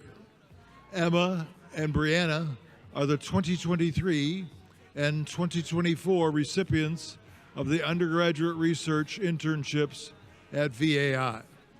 Their internships were completely funded by money raised at Hope College and our Purple Community Games in the past years. We are so very grateful they could be in attendance today and represent all the Van Andel Institute is doing. The goal of Van Andel Institute's undergraduate internship program is to expose aspiring researchers to exciting advances in biomedical scientists that will help define their career paths. Summer interns at VAI gain a wealth of hands-on research experience during their time in the Institute's labs. They play key roles in the day-to-day operations of the lab and have the opportunity to work closely with and learn from the various people working there. Hope fans, please join me in giving a big round of applause to Michelle, Emma, and Brianna, and show our appreciation for their hard work with the Van Andel Institute and their amazing efforts to find a cure for cancer and Parkinson's disease. At this time, fans, we invite you to turn your attention to the video board on the north end as we hear from 3 Hope football players about what this game means to them. Hi, I'm Dylan Clem. I'm a 5th year on the football team, and I'll be playing for Patricia Carpenter. Hi, I'm Tyler Amos. I play football here at Hope, and I'm a senior. And for the Purple game, I'll be playing for my childhood friend, Keith Musa Kalia. My name is Cole Lumen. I'm a senior on the football team, and I am playing for Diane Polk. Diane Polk is one of my aunts. I grew up with her in my life. She's very loving, kind, just someone I always was able to goof off with. She beat breast cancer when I was younger. She's tough, she's strong, she beat it. Proud of her. Make the river place I'm your happy home. she makes it this game. Mrs. Carpenter is the mother of my girlfriend. Our students act as beacons of hope for their community. They lead with courage, conviction, patience, and strength. They're ready to change the world. There is a school whose namesake is not a founder, not a historical figure, not a state, city, or physical landmark. It is named after an ideal, a virtue, a way of life. Its name is hope. My name's Emma Duttmers. I play soccer. The first soccer game of my junior year, I tore my ACL. Our athletic trainer, Annie, was there for me right when it happened, and she was there for me literally every step of the way. That was definitely a huge growing opportunity for me, and it was really hard, but it really pushed me to be a leader with more of my voice because I couldn't lead by example on the field. It definitely made me take a step back and realize how much there is to be grateful for. As an invested community partner, LVZ is proud to share hope stories of transformational impact.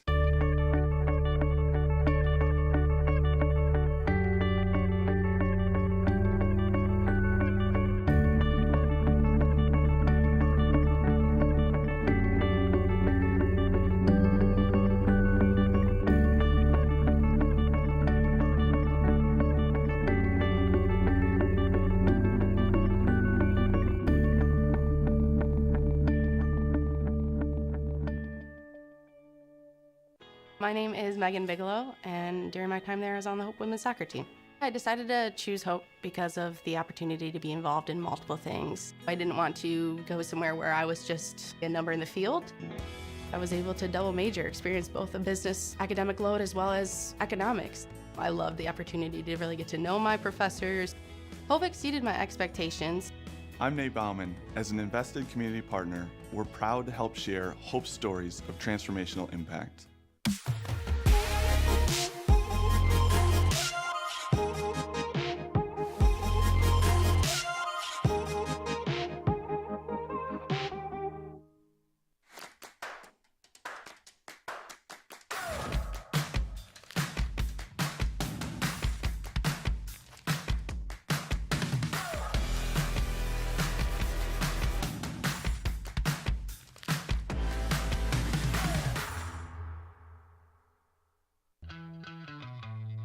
It's no secret. The best way to learn about Hope College is to spend time on our campus. The Hope admissions team invites you to a personalized visit experience you won't forget. Located in downtown Holland, Michigan, our historic campus is close to shopping and dining and just 10 minutes from Lake Michigan. We invite you to check out our campus tour options or sign up for an online tour with the Hope admissions office. There's never been a better time to see Hope College. Visit us at hope.edu/admissions.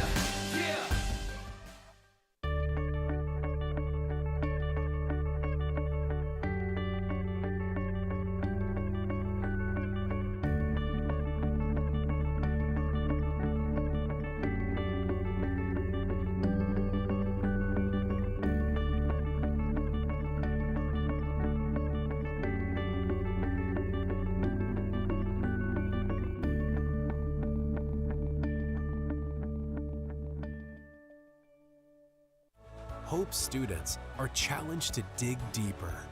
They're challenged to find their calling and shape their future. They're taught to empower their talents, chase their dreams, and encouraged to make a difference. The Hope student body is ready to change the world.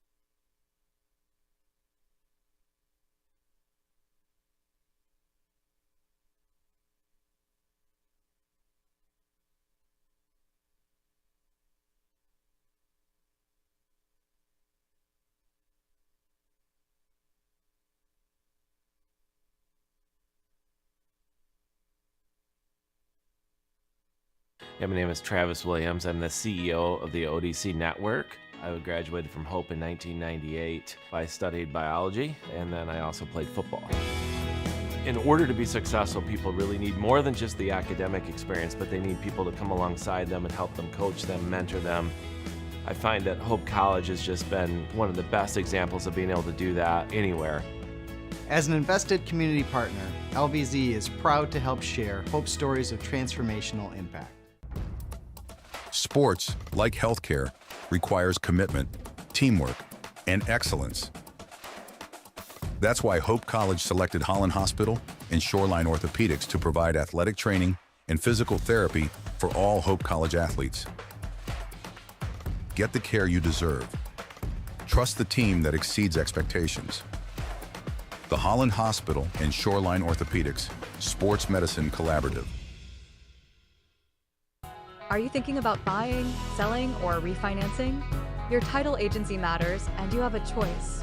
Lighthouse Title started in Holland, Michigan more than 20 years ago and has grown to over 45 locations. We are proud to be local in these communities.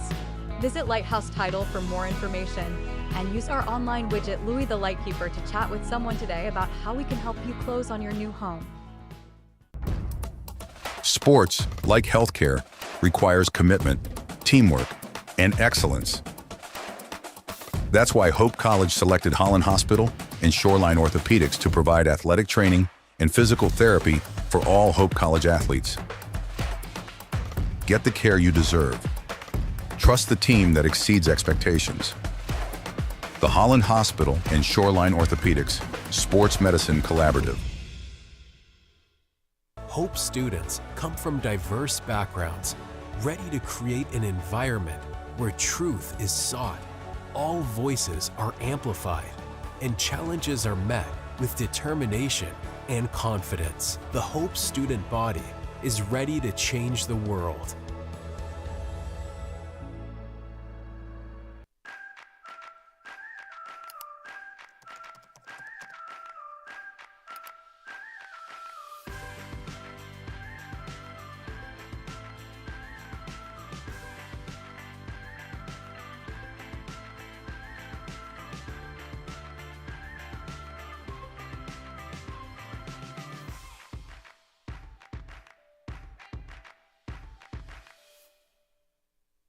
The River Place in downtown Holland redefines active senior living. A no-step floor plan is designed around your needs, so you can leave the worries of home ownership behind and enjoy a vibrant lifestyle right outside your door.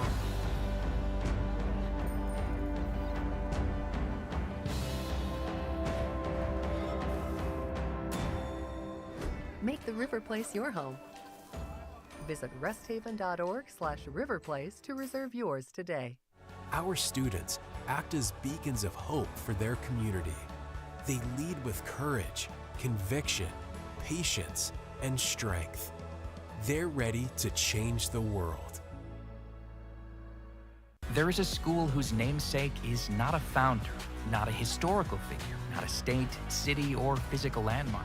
It is named after an ideal, a virtue, a way of life. Its name is hope. My name's Emma Duttmers. I play soccer. The first soccer game of my junior year, I tore my ACL. Our athletic trainer, Annie, was there for me right when it happened, and she was there for me literally every step of the way. That was definitely a huge growing opportunity for me, and it was really hard, but it really pushed me to be a leader with more of my voice because I couldn't lead by example on the field. It definitely made me take a step back and realize how much there is to be grateful for. As an invested community partner, LVZ is proud to share hope stories of transformational impact.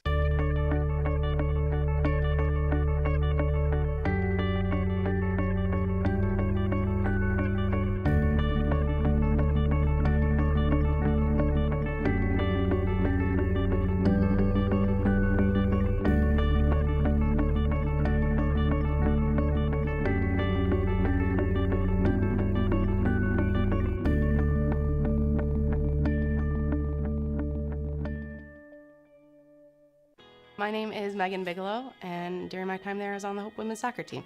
I decided to choose Hope because of the opportunity to be involved in multiple things. I didn't want to go somewhere where I was just a number in the field. I was able to double major, experience both a business academic load as well as economics. I loved the opportunity to really get to know my professors. Hope exceeded my expectations. I'm Nate Bauman. As an invested community partner, we're proud to help share Hope's stories of It is a transformational- sun-kissed Saturday afternoon in Holland, Michigan, along the eastern side of the Hope College campus. You are looking live at the Ray and Sue Smith Stadium. I'll tell you a little bit of a story later. Of all the wonderful people I ran into last night at Fall Fest on 8th Street, I ran into Mr. Ray and Sue Smith. I'll have to tell you about that. He's doing very well, and he must be very proud of his Hope College Flying Dutchmen, who are dominating the Thunder of Trine University as they try to get, I believe, their 6th straight win against the Thunder. They lead 28-0, and they lead on the stat sheet as well.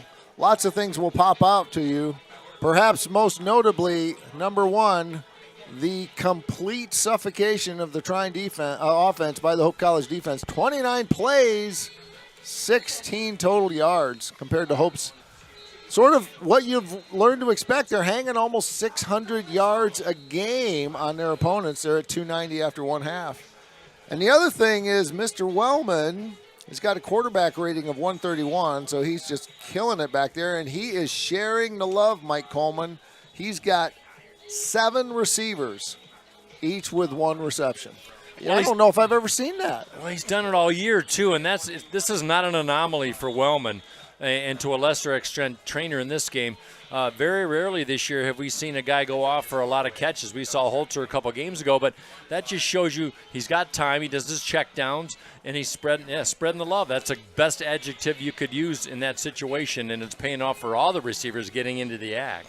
And he's got a lot of options, you know. As you know, I've got family obligations that give me the privilege of following the Houston Texans. And, boy, their receiver room this year, when we first started watching them 3 years ago, it was Nico Collins and only Nico Collins, and he always had 3 guys on him. But now, you know, the Texans have a lot of receivers, as do the Dutchmen. And I think that just makes it really hard on a defense to try to figure out how the heck to defend these folks. Yeah, I think that's a great point. You know, you can't, you try and stop this potent rush, and I'm making a point to get to the passing, and then when Hope does go to the air, they have success in different venues. We've seen the H-back a couple times already today. We've seen the running backs come out of the backfield for some swing passes. So that's just all in the versatility that offensive coordinator Andrew Hawken brings to the table for this Hope offense. Taking a look around the league, the Olivet Comets have opened up a little bit of a lead over the Hornets. They lead 14-6. That one is still in the first quarter of play. The other MIAA action going on, the Albion-Adrian game is interesting to me. I'm pulling it up right now. Adrian is competing. Albion at 3-1 is ahead 21-7. Adrian's 4-0 this year, so I think that we don't want to look past them. And then the Alma Scots perhaps got a little bit of vinegar in them right now. They're opening up a can on the Calvin Knights, 42-6. They probably had something to prove after last week's defeat. They certainly did, and they are proving it right now as another good boot by Balkin in the end zone. Trine's going to run it out, trying to make something happen. Spinning to the outside, going in the opposite direction, and 3 orange jersey bring down the Trine receiver. Forward progress to the 14th, but another tough field position start for the Trine Thunder. Probably better off just to kind of keep it up the west side of the field instead. But that was good for Hope as they their special teams has been, you know, we had a couple of hiccups early on that put our opponents in some favorable positions, but for the most part we were able to live through it. And I think special teams is just a lot cleaner than it was in week 1. Agreed. And that's one of the intangibles of a ball club that can really make or break a season. It only takes one big play, especially in a close game. And Hope really hasn't had that, except for last week when Alma made a charge with a couple quick scores. Trine keeps it on the ground on 1st and 10. Their best rushing play of the day, working off the left side. And a good burst off the left side. I believe that is Felder, the starting running back. We've seen Collins as well. or check that Nichols as well with him, but a pickup of, well, they only give him 3.5. But, boy, that is the longest rush of the day for Trine. And give credit to that Hope defense. We'll review it very quickly. Jack Lamancusa, a freshman from Rockford. Otis Ackerman, a senior from East Grand Rapids. Caleb Parlberg, a junior from Caledonia. And Liam Danitz, a junior from West Branch. We'll get the rest after this play. And we've got a new quarterback for Trine. Ivan Collins, the sophomore out of St. Augustine, Florida, hands off to Craig Nichols, the sophomore out of Defiance, Ohio. So a little change in the quarterback position, Stoop. I asked Jacob Parlberg about that in our meeting this week, and he felt like, Anderson, he had 3 TDs, but he also had 3 INTs. And Jacob, after he watched the film, just felt like the coaches wanted to try something different, and that's not unlike what they did last week. Well, Collins has played in 3 games, 7 of 13 coming in, 54% passer. He's thrown a touchdown and has not been picked on the year. So he's going to try and lead this offense. Stocky quarterback, 3rd and 5, 2 straight rushing plays. Hope leads 28-zip. Looking to throw it out over the middle. Good catch. Not enough for the first down, but a nice play over the middle as the slot receiver hauled that in. And they're going to move the chains. Good play. Sam Cochran closing quickly on that, but a nice little route. The receiver knew exactly where he needed to go. Continuing the Hope defense, 3 linebackers, Cole Lumen, a senior from Rochester. Andrew Debris, a senior from DeWitt. And then Brad Raridan, the sophomore transfer from Hudsonville. Solid linebacker core. By the way, Gianni Pisano, the freshman receiver out of Needville, Texas, makes the grab. So the first pass attempt by Collins finds Purchase, 1st and 10. Man in motion is Felder on first down. Heavy rush, pass over the middle, complete once again. This one to Hebard as he hauls in his second reception of the day, good at his own 30. They're working that left side. Take a look at the DBs for Hope College. Sam Cochran, one of the safeties, a senior from Zeeland East. Tyler Stazowski, whose name we mentioned a couple times in the first half, he's a junior from Hamilton. Austin Harvey, a sophomore from Rockford. He's one of the corners. And the other corner is Trevor Hansen from South Christian, a 5th year. Thank you, Stu. Alexander, 6 of 17 in the first half. Now they go to Ivan Collins. Ivan winds up, double pumps, hit as he throws. Pass is complete at the 45. Hebard with the first down, finally finished off by Lumen. Nice stick-to-itiveness by the quarterback to find his receiver for a first down. He looks more like an H-back or a running back than he does a quarterback. He's kind of hunched over like he's ready to hit a hole or something. But boy, he stood right in there, and he waited for his progressions, and he waited for his receiver to cross. Trine has a stamp that they press out these big, strong quarterbacks. Alexander goes 6'1", 220, but Collins in the game now. He goes 6 foot, 225, so he is definitely linebacker frame. Give to Felder trying to pick his way through. And we're seeing the offensive line with a few bit more better blocks up the middle for Trine as they find Purchase through the tackles. Pickup of 5. Good initial drive by the Thunder. Maybe just making something happen here, down big. Hope and control, but Trine, they come in averaging 28 points a game. That's second to last in the MIAA, but that's not shabby numbers, just the defense has not helped their cause today. Inside the Hope 49-yard line on second down, they keep it on the ground, give to Felder. Second effort will be short as he is denied down to the 46 before he's finished off. Let's take a look at the Thunder up front, their front 5. Evan Kerr, he is a junior from Northridge, Bristol, Indiana. The right guard is Mecky Simmons. He's a senior from Carmel, Indiana. The center is Dalton Robinson, a junior from Decatur, Illinois. Ronald Simpson is a junior left guard from Crestwood, Kentucky. And the left tackle, Garrison Hickle, a junior from Kewanna, Indiana. Kewanna, 3rd and 1, trying just 2 of 9 today on third down conversions. On the ground, Felder hit, flies forward. I don't think he got it, Stoop. He had a hole, and I'll tell you what, somebody put a big hit on him. I think it was Jack Lamancusa, who got blocked originally, fought off that block, and pounced in a big way. Lamancusa is just so athletic, and he was able to shake that block. That was huge. And we talk about Liam Danitz with the speed and the power on the other side, but Lamon Kusa, just a freshman, the Comstock Park native, with the initial hit finished off by Powellberg. Trine with the power goal line stance on 4th and a half yard, and now we got a timeout. Trine going to call things out or call things over? Trine, their first time out of the half. I think this is such a critical scrimmage play, Mike. You just don't want to screw that up. And no, they didn't look 100% confident, although I must say the Dutchmen didn't exactly look 100% confident on defense. They might have been able to sneak it through them. I don't know. Well, we'll see if Trine can do a statement drive to open the second half. My thanks to Scott for giving us some updates in the MIAA. You got some announcements to go there, Stu. Yeah, we'll talk about the Orange and Blue Fund, something I proudly donate to on a yearly basis. My wife Jill and I. I'm the 5th best athlete in my 5-member team. They all have varsity H blankets. My wife and my 3 kids. I was the 11th man on the JV basketball team, but I donate nonetheless. More than 500 students participate in Hope's athletic program each year. Our athletes and coaches are passionate about using sport, academic, and service to shape their time at Hope. You can join their team by making a gift to the Orange and Blue Fund. Gifts are used to enhance the student-athlete experience, as well as providing access to college for all Hope students. For more information, go to hope.edu/orange and blue. Thank you, sir. 4th down and a half yard. Now deep in the backfield. Look at this. Collins, empty backfield, now goes up under center. Quarterback sneak. Looks like he has with the forward progress. They might have to bring out the chain gang for this one. Nice play.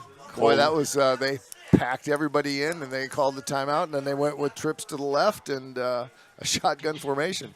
Credit the Hope Trine staff for doing that. Yep, good slay of hand, and Debris and Lumen, 2nd and 1st respectively on tackles on the year, trying to make the stop, and not before Collins picks up a half yard. 1st and 10 from the Hope 48. Best drive of the day for Trine so far, trailing 28-zip.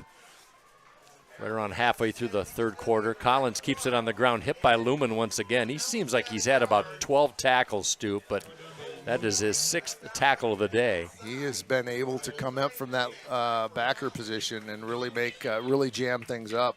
A little bit more on the Trine offense. I was tardy, so I was late to it, but the slot receiver was go over the receiving corps is John Clampett. He's a junior from Mooresville, Indiana. One wide receiver we've heard a lot from is Tristan Burris. He's a junior from Aurora, Colorado. The other one is Owen Hebert, a junior from Metamora, Michigan. You ever been to Metamora? I have been through. I just have not spent any time there. You didn't spend a night there one month? I didn't spend a night there one week. Collins in trouble, dropped. Liam Danitz, check that. Is that Lamon Kusa? It is. The freshman with the sack. My goodness, drops Collins for a loss for Lamon Kusa, his 2nd sack of the year of his young career. 4-yard loss. It'll bring up 3rd and 14 for the Thunder.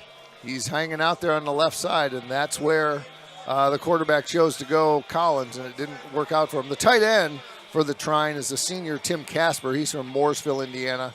Salim Felder leads the team in rushes. He wears number 22. He's a sophomore from Port St. Lucie, Florida. And now the quarterback is Ivan Collins, a sophomore from St. Augustine, Florida. Yeah, a couple of Floridians on this Northwest Indiana ball club.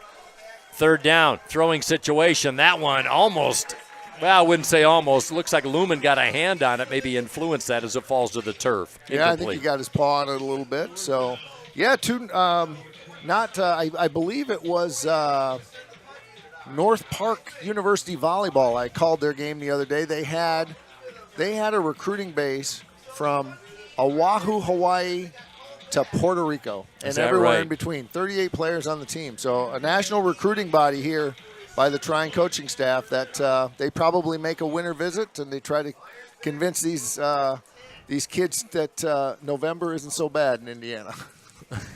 That is a marketing ploy. Nice spiral by Lee Hernandez. Fair catch called. Fielded at the 3-yard line.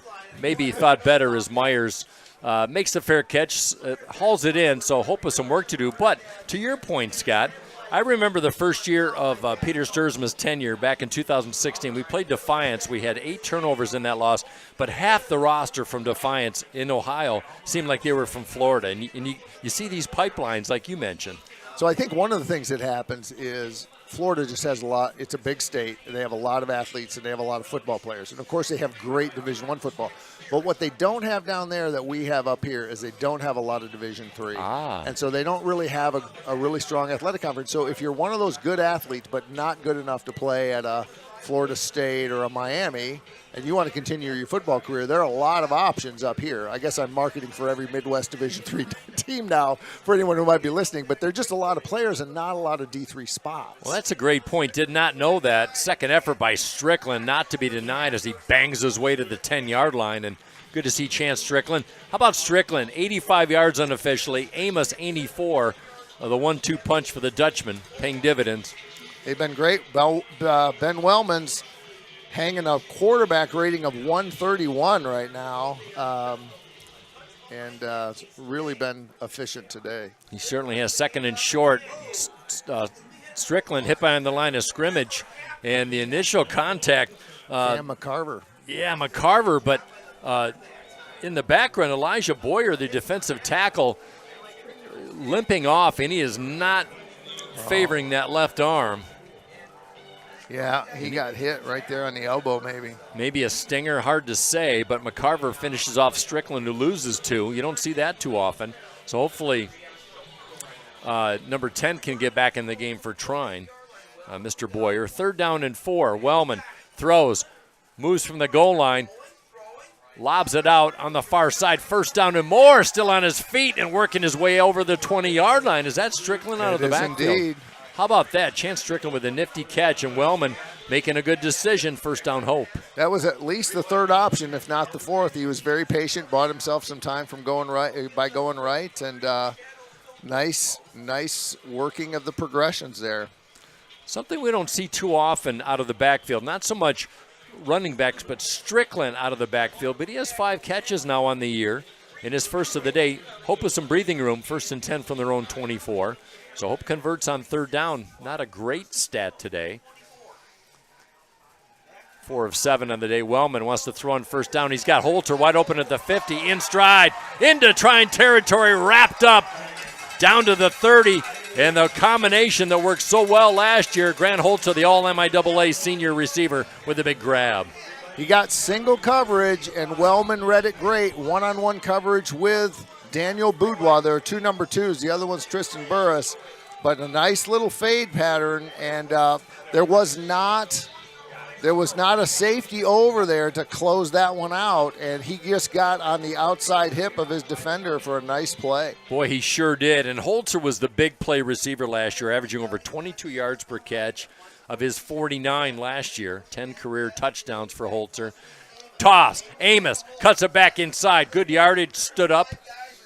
Worked his way down to the 27. And a nice play. 5 yards. You get 5 yards on 1st down, Stoop, and you can open up the playbook. That, yes, it can cover up a lot of sins. Whereas if you get a 5 or 10 yard penalty, then all of a sudden you're working from behind. This offensive line has been great. We'll check it here. Luke Marsh and Dylan Clemmer, the tackles. The guards are Connor Bovia, and Kemper Mills in the center is Timothy Clay, but we've also seen Rob McAleese in there as well. The H-back is Seth Lumen. Chance Strickland and Tyler Amos have been taking the running back positions, and then the receivers are Holzer, Rowan Blenton, and Eli Vanderveen. Amos, once again, not to be denied. 1st down and more. And we've got a late flag on the near side, just to the left of the 30. Might be a hold. I would imagine so. I think the official had a hard time getting it out of his waist. That's too bad. Amos with 1st down, flirting with a 100-yard mark. Offense, number 19. 10 yards from the previous spot. 2nd down. H-back malfeasance, Adam Castle. This one will come back. So Tyler Amos, who had over 100 yards 2 weeks ago against Rose Holman with 112, flirted with it last week, 98 against Alma. Now unofficially with 100 yards in this game. That penalty, I mean, I didn't see it, but, you know, when you're ahead 28-0, you probably aren't going to get a lot of favors. And Trine probably is going to get the benefit of the doubt. As one of the people who taught me to officiate basketball said, nobody travels down by 41 points. And I was just going to mention that because you do a lot of officiating in high school basketball and college. Good swing pass to Strickland on the far side. How about that in stride?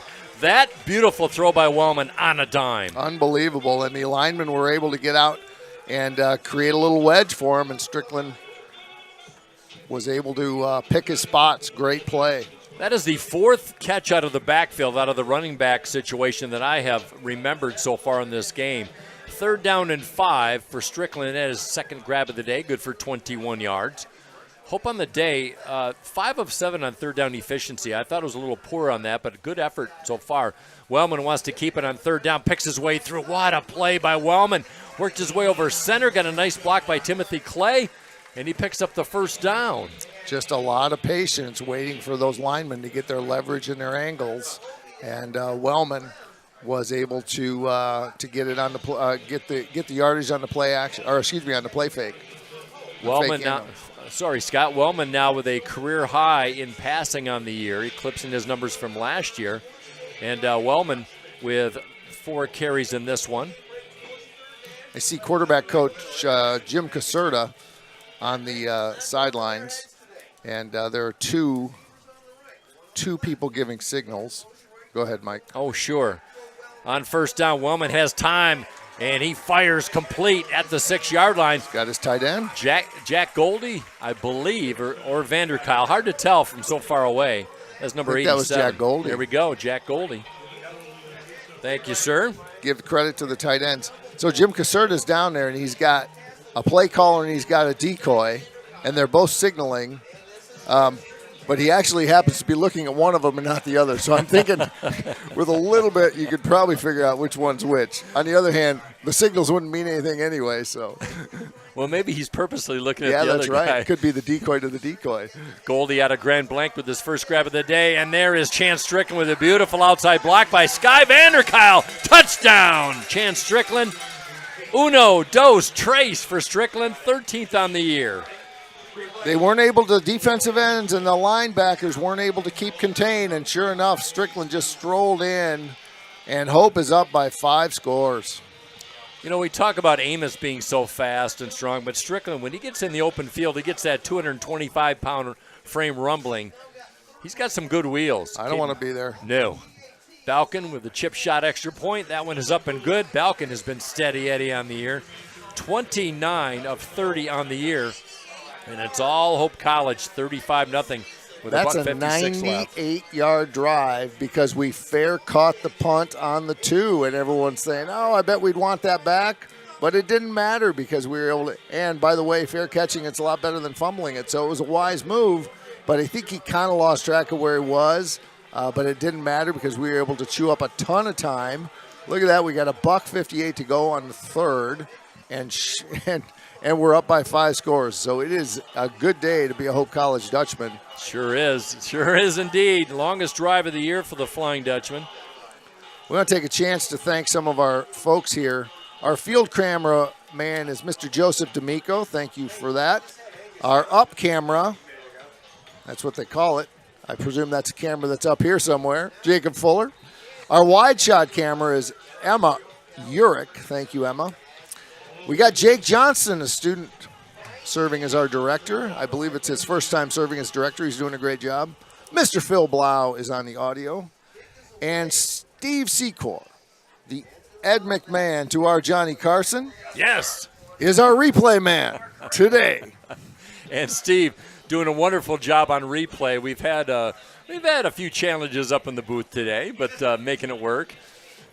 Challenges being probably. You mean like your second chair showing up halfway through the first quarter? Well, you were inconveniently disposed on a mission of goodwill, calling Hope women's volleyball to victory. So I don't think I've rooted harder for a volleyball victory than since my daughter played on the 2014 national championship team. I was waiting. I wanted that victory, and I wanted it fast. How'd you get the Uber golf cart to take you from venue to venue is what I want to know. Well, I texted athletic director Tim Schoonveld. He said, yeah, I'll get you there, but then he missed my last text, and so I just ran and I found Victoria, who's a elementary education student who was about to turn in her golf cart because she thought she was done with the day, and I said, I need one. You got one more ride. She said, all right, let's go. Wow. Thanks to Victoria. Thank you, all the good people at Hope College. 1st and 10, Trine keeps it on the ground. And I want to talk about Tim Schoonveld for a moment. athletic director here at Hope College. He was at the Alma game last week. It was a rowdy crowd, some Alma students in the corner. Things got a little chippy. Tim waded right into that crowd, and he kind of calmed the seas. And he has that calming presence. Scooney, one of the best. And he just kind of tempered the situation in a great way. I think one of the things people don't know about great athletic directors, it's game management and it's hiring great coaches, but it's getting all of the coaches to buy into the vision of outstanding excellence, outstanding academic excellence, competitive excellence, and then service. And those are the three pillars of what he tries to do here. And everybody on the staff is into it. They buy into it. They recruit players who want to be part of it. And it pays off. I mean, we've had Commissioner's Cups year after year after year. And I don't think anybody realizes it's that kind of stuff of building a vision that really Tim and his team deserve the credit for. Well, great point. You talk about the three factors that go into that. Scooney is 3 for 3 indeed. As that pass is incomplete, good coverage by Lorenzo Vitti, another Naval Academy transfer. 3rd and 9 for Collins and the Trine. 35-0. Hope and the rest of the MIAA will be off next week. And then Hope will be at Kalamazoo on the 19th. We'll be back on the 26th for a home game against Adrian. Swing pass interrupted by a big paw of Jack Lamancusa. And that one picked up by Raridan. And it all depends if it was a forward pass or a lateral behind the line of scrimmage. Raridan's not satisfied with an INT. No. He wants a TD by his name. He's already got one pick. Ref's going to talk this over. So I'm unclear. I'm not a great rule guy, Scott. Now, if the pass goes backwards, okay. So if the pass was going backwards, it would be a lateral. Live ball. Okay, live ball. Thank you. Brad Raridan was working. Maybe he'll be an official when he graduates because he was working on his signals. He signaled a touchdown quite emphatically and impressive. How as an official, how was his signal of a touchdown? It was assertive. Oh, and it was strong? A+. Absolutely, it was confident. It was he had a good frame. Absolutely, he's ready. And he comes off the field with hands upraised as Lee Hernandez with an low end over end boot gets another Hope bounce as that one is stymied right at the 42. Hope will start 1st and 10, leading comfortably 35-0. Okay, Coach Vanderstoop. Now we're going to start seeing some new numbers coming into this game. You feel comfortable at this point? Yeah, I'm ready to have that roster out and give some of these folks who work so hard every week a chance to get some snaps and to get their name on the broadcast. Well, Hope trying to keep the string alive over Trine, trying to win their 6th straight over the Thunder. Peter Sturzma 5-2 all time against the Trine Thunder, now in his 9th season, 8 years where he actually had football.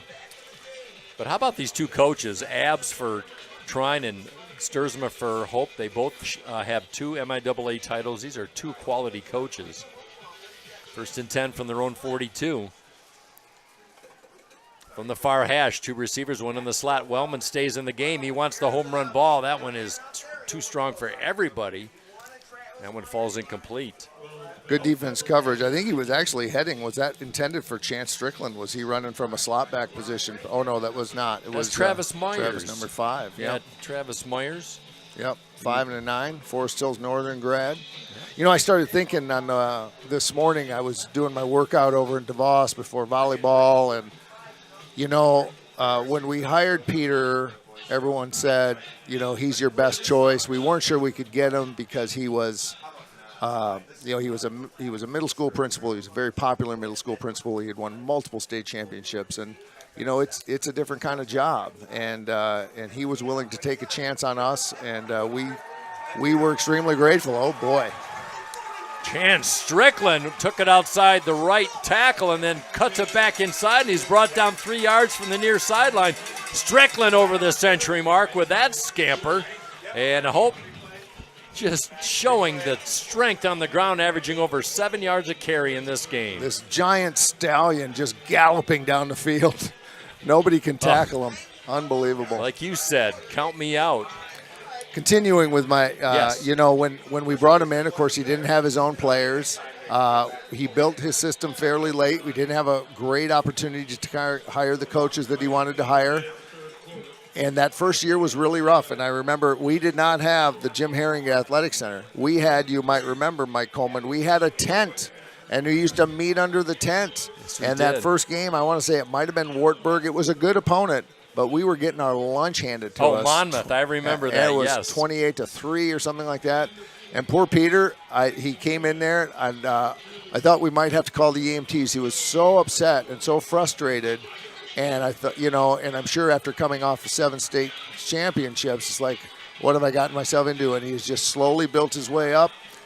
We've always been at the top or one game away from the MIAA, and it really, truly is just the crowd that's here, the culture that's been built, the building that's been built. As the former dean, I got to say it's one of the best hires I ever made. That's fantastic. So it really is. And I remember he lost his first 2 games. We talked about the Defiance game where Hope had 8 turnovers. Hope started 0-2, and since then, in 9 seasons, he's only lost 15 games since that 0-2 start. And he's done a great job scheduling. I mean, he's done a really good job of scheduling non-conference opponents that are going to challenge us, but yet we have a decent chance to win. He doesn't schedule, schools of enrollments of 500, and yet he doesn't also, schedule Grand Valley or Ferris. And Right. I mean, it's right where you want to be to develop that kind of competitive excellence. Wellman back to throw, wide open on the far side. He's got Seth Lumen inside the 10-yard line fighting his way down. He's going to be short. But Lumen with a wonderful reception on a dime from Wellman. Great route by Lumen. Tanner Goff was the free safety who came up, and he chose to, because he thought that the ball was going to come about a half second earlier, Mike, but in fact, Wellman held on to it just for a little bit longer, and Goff got caught thinking he was going to be able to knock it down, but in fact, he got out of the line of the throw, and what a play. On that far sideline, we've got looks like is that a Hope player down, Scott? It is, yeah. In the end zone off to our right. So Hope will have first and goal from the 2-yard line. We do not have a number. We will not speculate, but while we wait for identification on that, Hope College with 427 yards of offense, but what really is the story of the game. 44 plays for Trine, 57 total yards. And now, unbelievable. I wonder if it's not a cramp or something. It's hot out there. It is hot. That is Trevor Griffiths, the receiver from Stevensville Lakeshore, as he walks off with help. Maybe got twisted up. And he's been injured a few times this year. He missed the 2nd and 3rd game of the year. So we'd love to see him back. He's been a vital part of this offense as his O-line gives him some love. Looks like we might get a chance to have someone other than number 9 try to barrel this in here today. It's going to be Tyler Amos in the backfield. And it looks like Griffiths is not putting any weight on his left leg. Oh, my goodness. Well, back to live action. Amos on the right hip of Wellman on 1st and goal. Amos with a touchdown rush earlier. Lumen in motion. They'll have 4 cracks at it. Quarterback option. Wellman takes it in for the touchdown. And how about that? The old 1970s read option.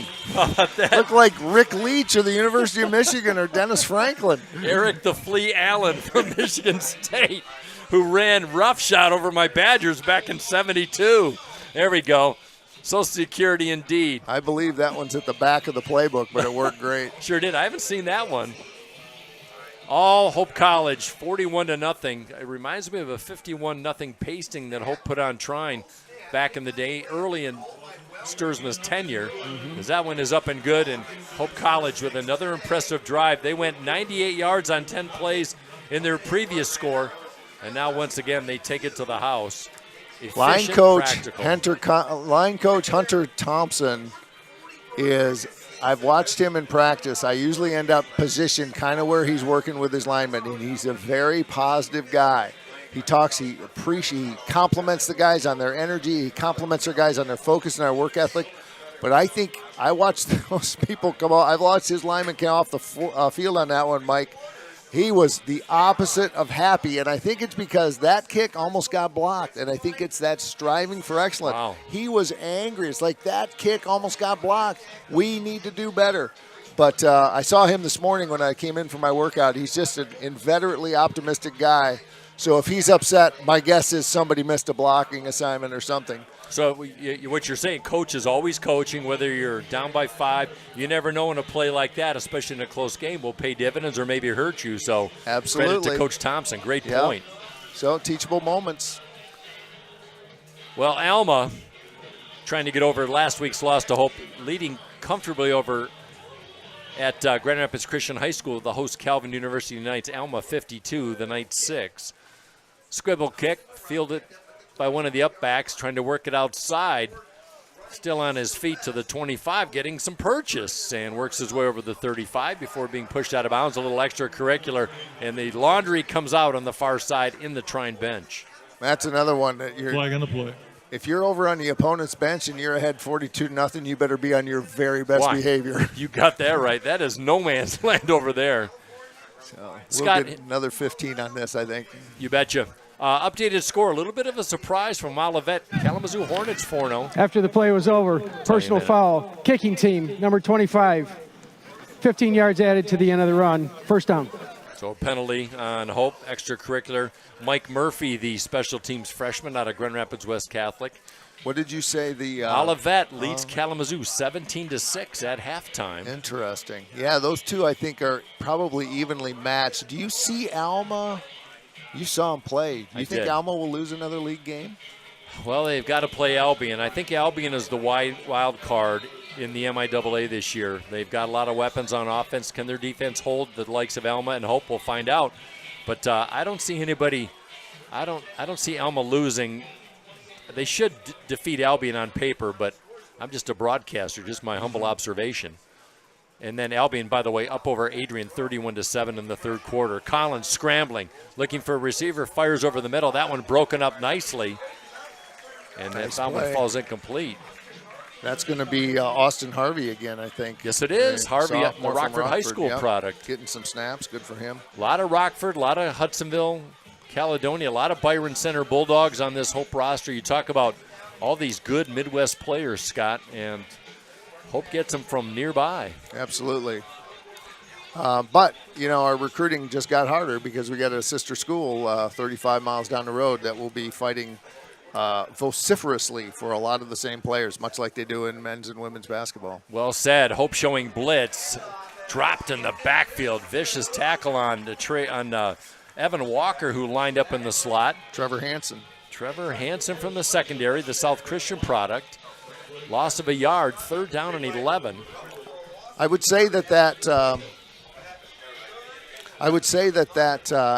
Albion game makes me nervous. I'm glad it's at home, but you know, those are two very competitive teams. In the words of Keith Jackson, they plain don't like each other. No, they don't. It will be a battle, and I'm glad it's going to be done here because Albion is a tough football team with a great history. Step deep, near side, overthrown. Tender receiver Amin Shahid, good blanket coverage. Austin Harvey again. Yep. Harvey just a sophomore.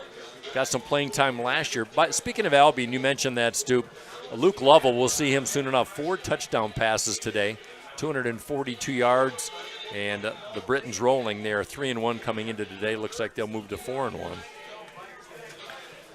Adding that 8th team has made the bye week an interesting proposition because with 7, you could go through a 7-week period and just have 3 games and give everybody.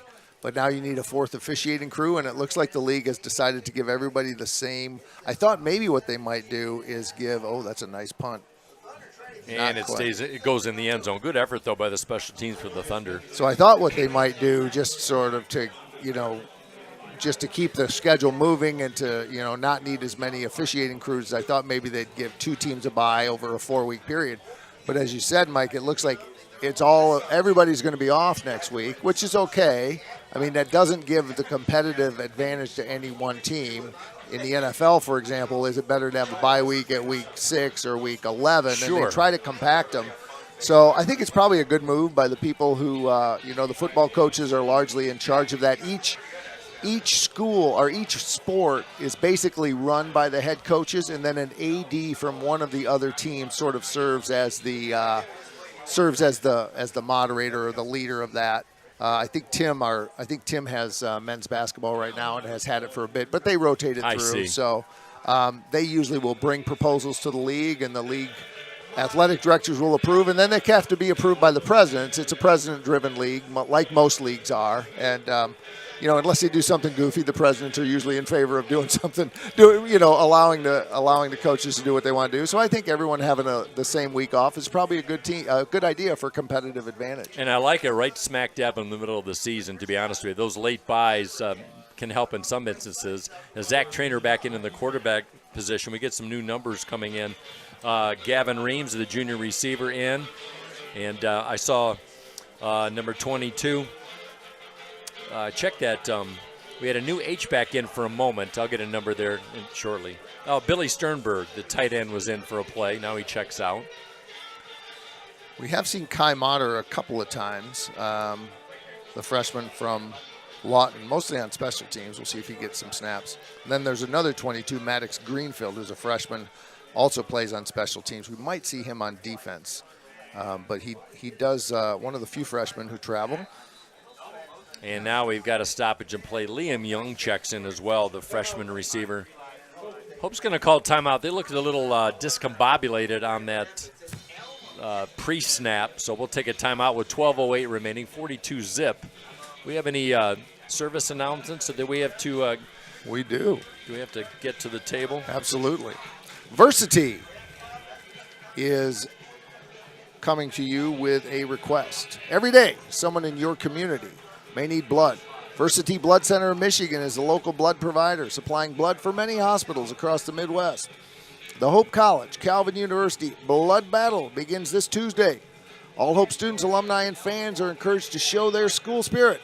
Donate blood at a donation center, anytime from October 1st through November 6th.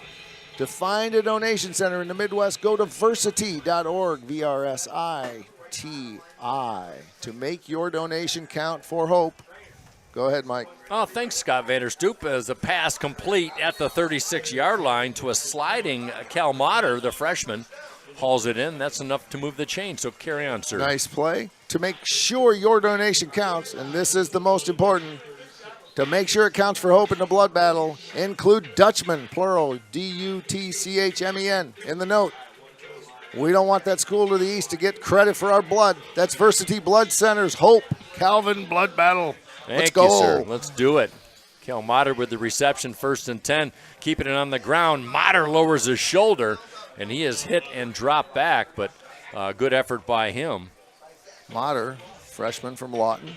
A lot of Lawton players on the roster as well. Indeed. 142 yards for Motter on 17 touches, averaging over 8 yards a carry, a couple touchdowns. His first one went for 11. We'll see what they give him on this one as he hangs up maybe a 4. By the way, Chance Strickland's 4th straight game, he's rushed for over 100 yards. His day's done, 120 to be exact. Tyler Amos with 89. Second straight week that he's over the 80-yard mark as Motter lines up directly behind Trainer on 2nd down. Motter hit at the line of scrimmage, tried to backpedal his way in. Still working hard, and everyone tripping over each other as Motter works his way to the 40. It'll bring up 3rd and 6. Talked about Hope 4 straight games with 300 rushing yards or more. Only Springfield College has that as well. Come in 2nd in the nation, and would love to see Hope just keep it on the ground and carry that streak on. Caden DeHorn is a sophomore wide receiver from Caledonia. There we he go. Comes out wide to the right, and he is joined by Evan Graham, another sophomore. So those two used to hang out together wearing purple. Now they're wearing orange. Receivers, yeah, former Scots going to the same column. They get to wear a little purple today in the purple community game. Good grab, but nice open field tackle at the line of scrimmage. Stazowski made the grab, and making the stop there, I think we had, if I'm not mistaken. Yeah, but he's listed as a running back. I must have had it wrong. Number 24. Yeah, he's listed as a running. Is that Mickey Daring? Could be, we're not sure, but actually we have 2 number 14s for Hope as well. That was Evan Graham with the grab. Tyler Stazowski wearing the other 14 on defense. Yeah, that's Right. okay. So Hope in a punting situation. So offense is when you have the ball, Scott, and defense is when you don't have the ball. So there we go. There's announcing 101. There we go. I'm here all week. The quiz is a tough one. Punting situation, end over end, good rush. And a return set up, trying to get a block and a wraparound tackle, and a host of orange jerseys wrap up the punt return for not much at the forward progress at the 17, where Trine will start 1st and 10. Great distance by Costa, even though it didn't spiral that much. It was kind of a quacky kick, but it had great length. Costa averaging almost 41 yards per punt. He's only punted the football 5 times. He's got a good leg, the senior. He's got 2 today. That's a full day for him. Yeah, it is. He had a 43 and a 35, it looks like. Looking at the numbers, national rankings, Hope College, 2nd in the nation in rushing offense, 2nd in total offense per game, and 2nd in scoring defense. So they must be doing something right out of 240 teams. Big hole up the middle and room to run. One of the best plays of the day is Nichols, the sophomore running back. Yeah, that was a nice run. Nice hole. Nichols now over the positive yardage category, his 4th carry of the day, and that's good for 8 yards. He now has 9 yards on the day. 2nd down and 2. 8:40 left in this one. Hope assured of victory, no doubt about it. We just don't know the final score. To move to 5-0, their best start since 1984 when they ran the table, went 9-0 that year. What were you doing in 84, Stoop? Sophomore at Hope College. There we go. Rooting on the Dutchman. There we had go. Had a few roommates in the roommates who were on the team, and I do believe at the time, oh, nice play. I was working for Tom Renner. Is that right? Yeah, working up here. They used to send little 30-second audio feeds to some of the local stations, and I was in charge of reducing the game down to 30 seconds. Scott Vanderstoop, Hope College Sports. That was your first foray back I was then? all of 19 years old, sending stuff to WGN. I thought I had hit the jackpot. How about that? Making Here things I am happen. 40 years later in the same press box. Working hard in the Reagan administration. Yeah, absolutely. Well, if you got a good thing, you know. What were you doing in 84? I'll have to get to see. I'll have to do the. More after this play? More after this play. 1st and 10. I'm sure the Trine fans are thrilled to know about our broadcasting career.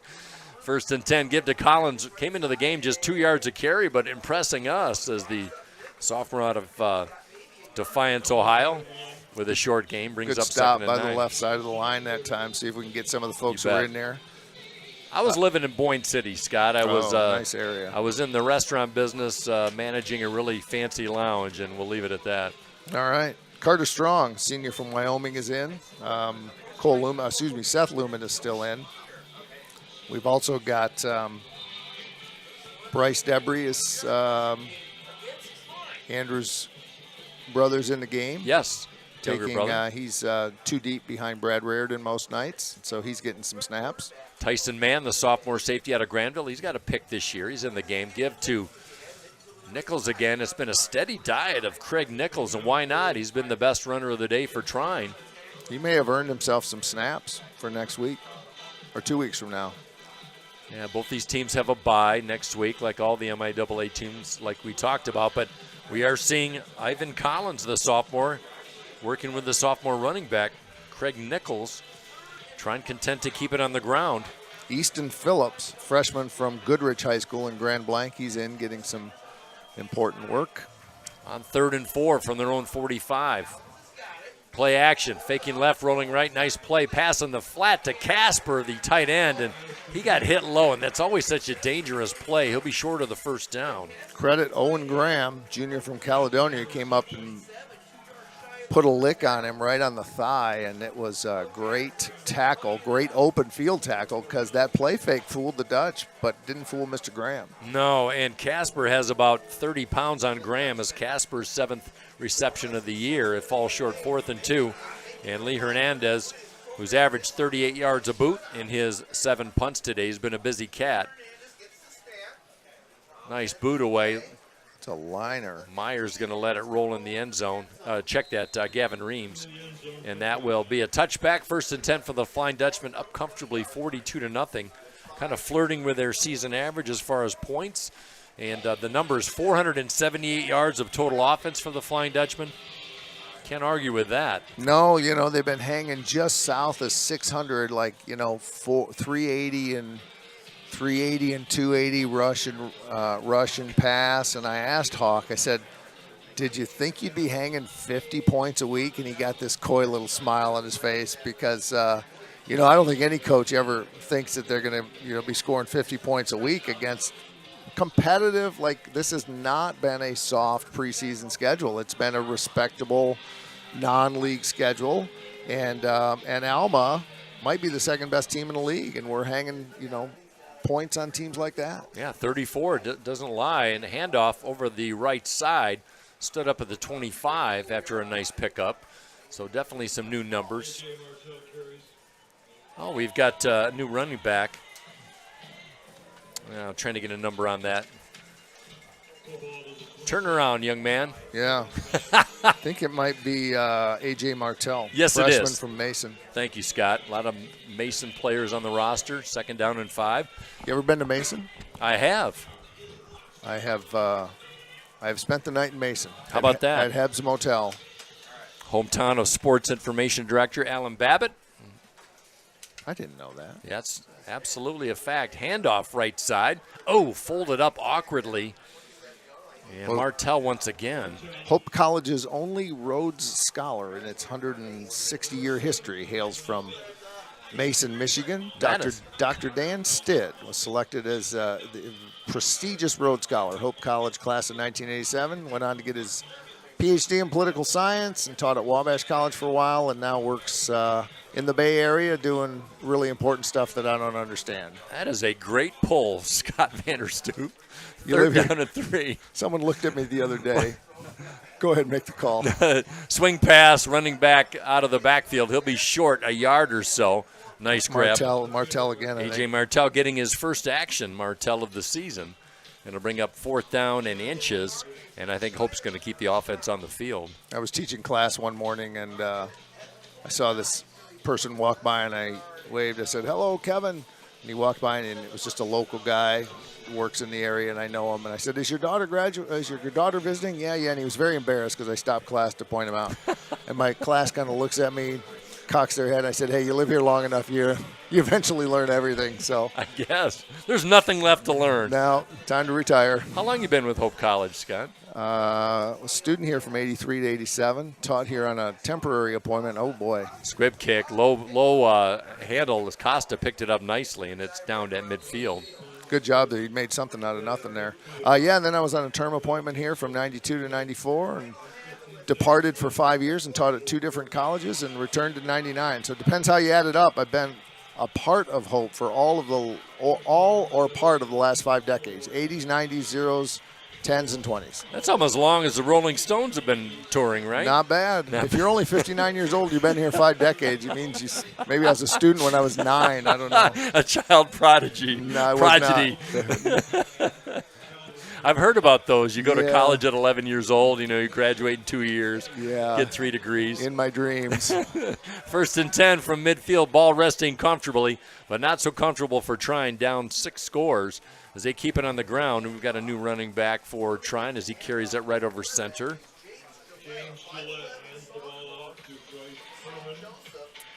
New quarterback, too, I think. Indeed. That is James Gillette, the quarterback. So Trine going with their 3rd quarterback of the day. And Isaac Pavona is listed on the 2 deep as the 3rd one from Williamston, but it looks like they are going with Gillette. It is. Gillette 2 of 4 on the year, 12 yards, limited action, playing in his 2nd game, 2nd down and 9. 1 back to his left, 3 receiver set, 1 on the H-back, power sweep, far side, into Hope territory, swinging it to the outside. Good bit of running. Bryce Furman. Nice play by Furman. And he'll be short of the 1st down, but a nice ambitious run by Furman. Furman is not listed on the 2 deep, so he must be the 3rd. He is wears number 25, and we'll see if we can track down a hometown from him. I got it right here, Scott, just because I happened to stumble across it. You got it all memorized. The sophomore, yeah, right. Almont. Yeah, Almont, yeah. You ever been to Almont? Is that in the thumb? I don't know. Let's see. Apex in the thumb, but I don't know about Almont. Let's see. I'm going on Google Maps right now. I've got to know. All right. So maybe the folks in Almont would be. Yeah, we want to make sure that. You betcha. We also wanted to let you know that you can bring your family and friends to see Hope College compete in MIAA championships and for Division III titles. Purchase tickets for Hope College football, volleyball, men's soccer, women's soccer this fall online at hope.edu/tickets or by phone for those of you who use your phone to call 616-395-7890 or come to the door. We'd be happy to have you. If it's not the Hope Calvin volleyball match, we probably got room for you. We also want to thank our loyal anchor partners who support us in transforming Hope College student-athletes' lives. Gentex, Holland BPW, Lighthouse Title, LVZ Financial Planning, and Holland Hospital and Shoreline Orthopedics, a sports medicine collaborative. Learn more about them at hopeathletics.edu/partners. Very nice, and I have the answer to that. Almont, Michigan, 60 miles north of downtown Detroit on the east side. Is that right? There we go. 3rd down and 1 for the Thunder. We got a little encroachment, but he got back in time. Fumbling of the football, loose pill at the 41. Looks like Trine saved their bacon. And that was Furman. He got it back. Furman had a nice run, but then he was able to recover that.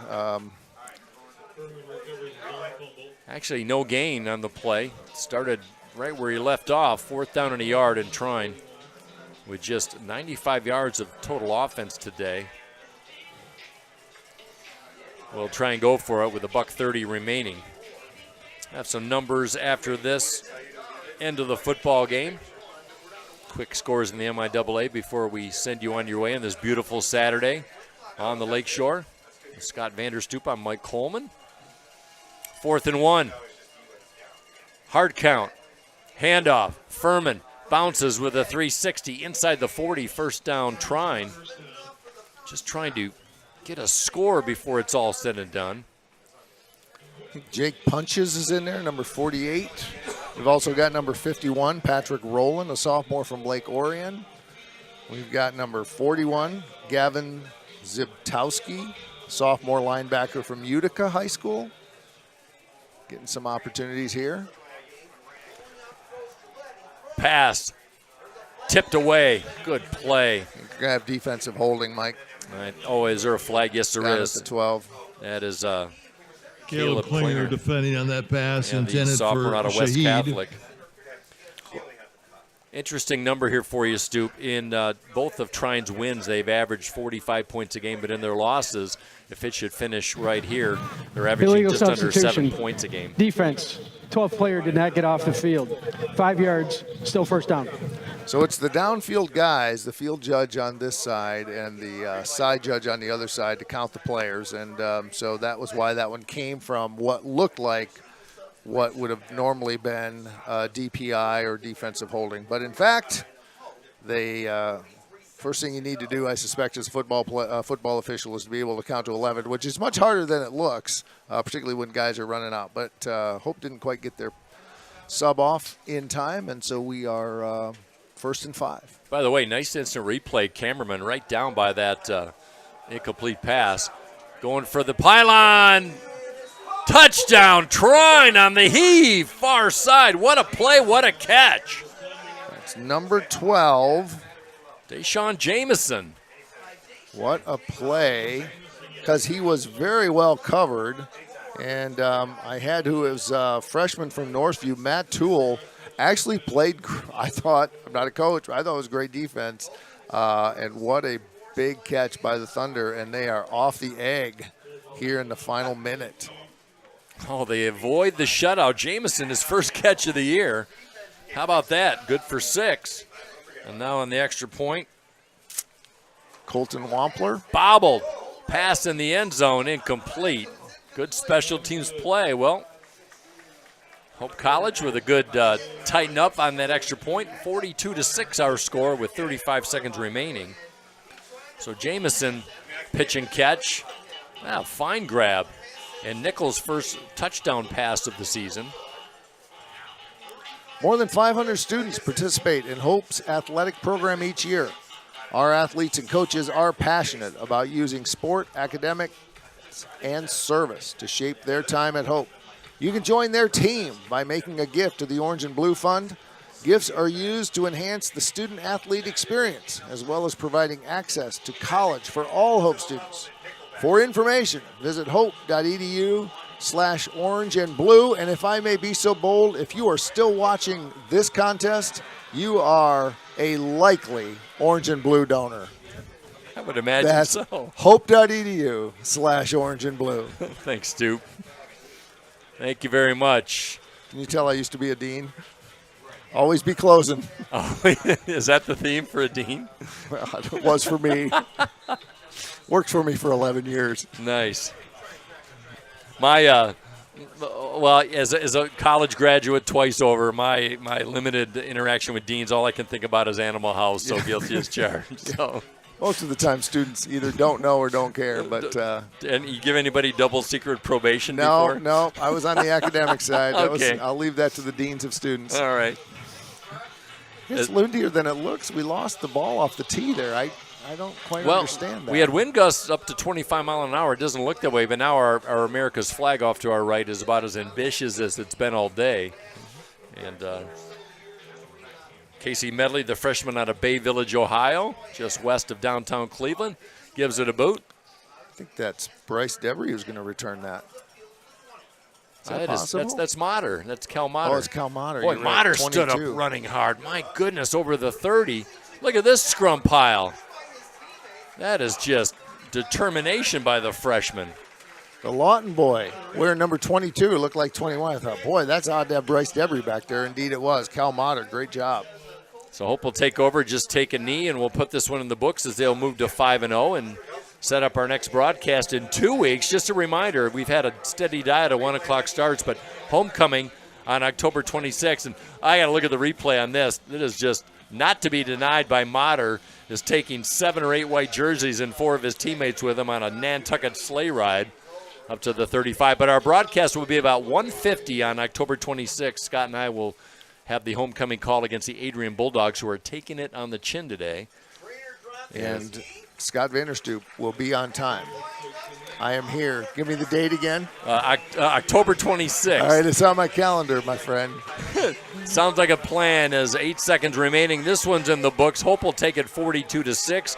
Move to 5-0 now with the victory today. And Adrian trailing Albion. Hope College could be at the top of the heap in the MIAA by dinner time. Well, but what about Albion? Well, Albion has 1 loss, if I'm not mistaken. Oh, no, in not conference in the league, play. not You're in the right. league. That's why I need you here in 2 weeks, Yeah, Scott. I'll be here. Don't worry. Let's look at the numbers in the other MIAA scores. Then we'll do some quick numbers. Alma all over Calvin in the third quarter, 59-13. Albion handling Adrian, who's kind of making a comeback, but is 38-20. Britton's in the fourth quarter. And last time we checked, Olivet was surprising Kalamazoo. And that game has moved into the second half. They have not had an updated score in that in a while. So it's 17-6 at halftime there. And then looking at the numbers in this one, what do you like, Scott, in this victory? Well, we had Ben Wellman with a quarterback rating of 176.5. That's hard to beat. He was 10 for 14, very efficient, 71%, and he really spread it out. I mean, that receiving room is impressive. I'm counting 3, 6, 9, 12 different receivers. Nobody had more than 2. And then on the rushing side, we had the double trouble of Strickland and Amos, and it's just, as I've watched football this year, the teams that have been successful are the ones that have at least 2 effective running backs, and it's an important part. It's an important part of a team, especially as Andrew Hockman wants to be a run-first team. And they continue to hang numbers north of 500, close to 600 in total offense. And, these teams we've been playing, I've just convinced are good football teams. They're not great football teams, but I do think that Hope has the potential to be a great football team this year. Could be one of the best we've had in 35 or 40 years. We haven't been to the tournament lately, but there's a lot of depth, there's a lot of talent, and they're playing together and they're all rowing in the same direction. So it is a year that I think has. I just think if we just keep disciplined, keep playing up to our expectations and keep trying to get a little bit better. Coach Sturzma will say, let's get 1% better every day, and I think this team is doing it. Yeah, good stuff, Stu. Final numbers, Trine, just 131 yards of total offense, and a third of that in the last quarter. His average is 2.5 yards per play. Hope with 486 yards of total offense. First time all year they have not been 500+, but it's a moot point. They rush the football well, almost 7 yards per carry on their season average. And what can you say about that defense for Jake Pardonnet? Absolutely. We want to thank, before we leave one last time, our field camera person, Joseph D'Amico, Jacob Fuller on the up camera, Emma Urich on the wide shot camera, student Jake Johnson as our director, Mr. Phil Blau as our audio man, making us sound better than we deserve. And on replay and kind of running the show here, the Ed McMahon to our Johnny Carson, Mr. Steve Secor. Thank you to everybody who makes us sound better than we deserve, Coleman. Yes, they do. We're so grateful. On behalf of my broadcast partner, Scott Vanderstoop, I am Mike Coleman. Once again, our final score halfway through the season. I can't believe it. Oh, by the way, Hope College, on a tiny sidebar note, they pick up their 500th program win in their history, and congratulations, could come on a better day. So that's a whole lot of victories. So congratulations to the Dutchman in front of a partisan crowd. So on behalf of Scott and myself, I am Mike Coleman saying so long. 42-6, Hope 5-0. Good stuff. We'll see you in 2 weeks, everybody.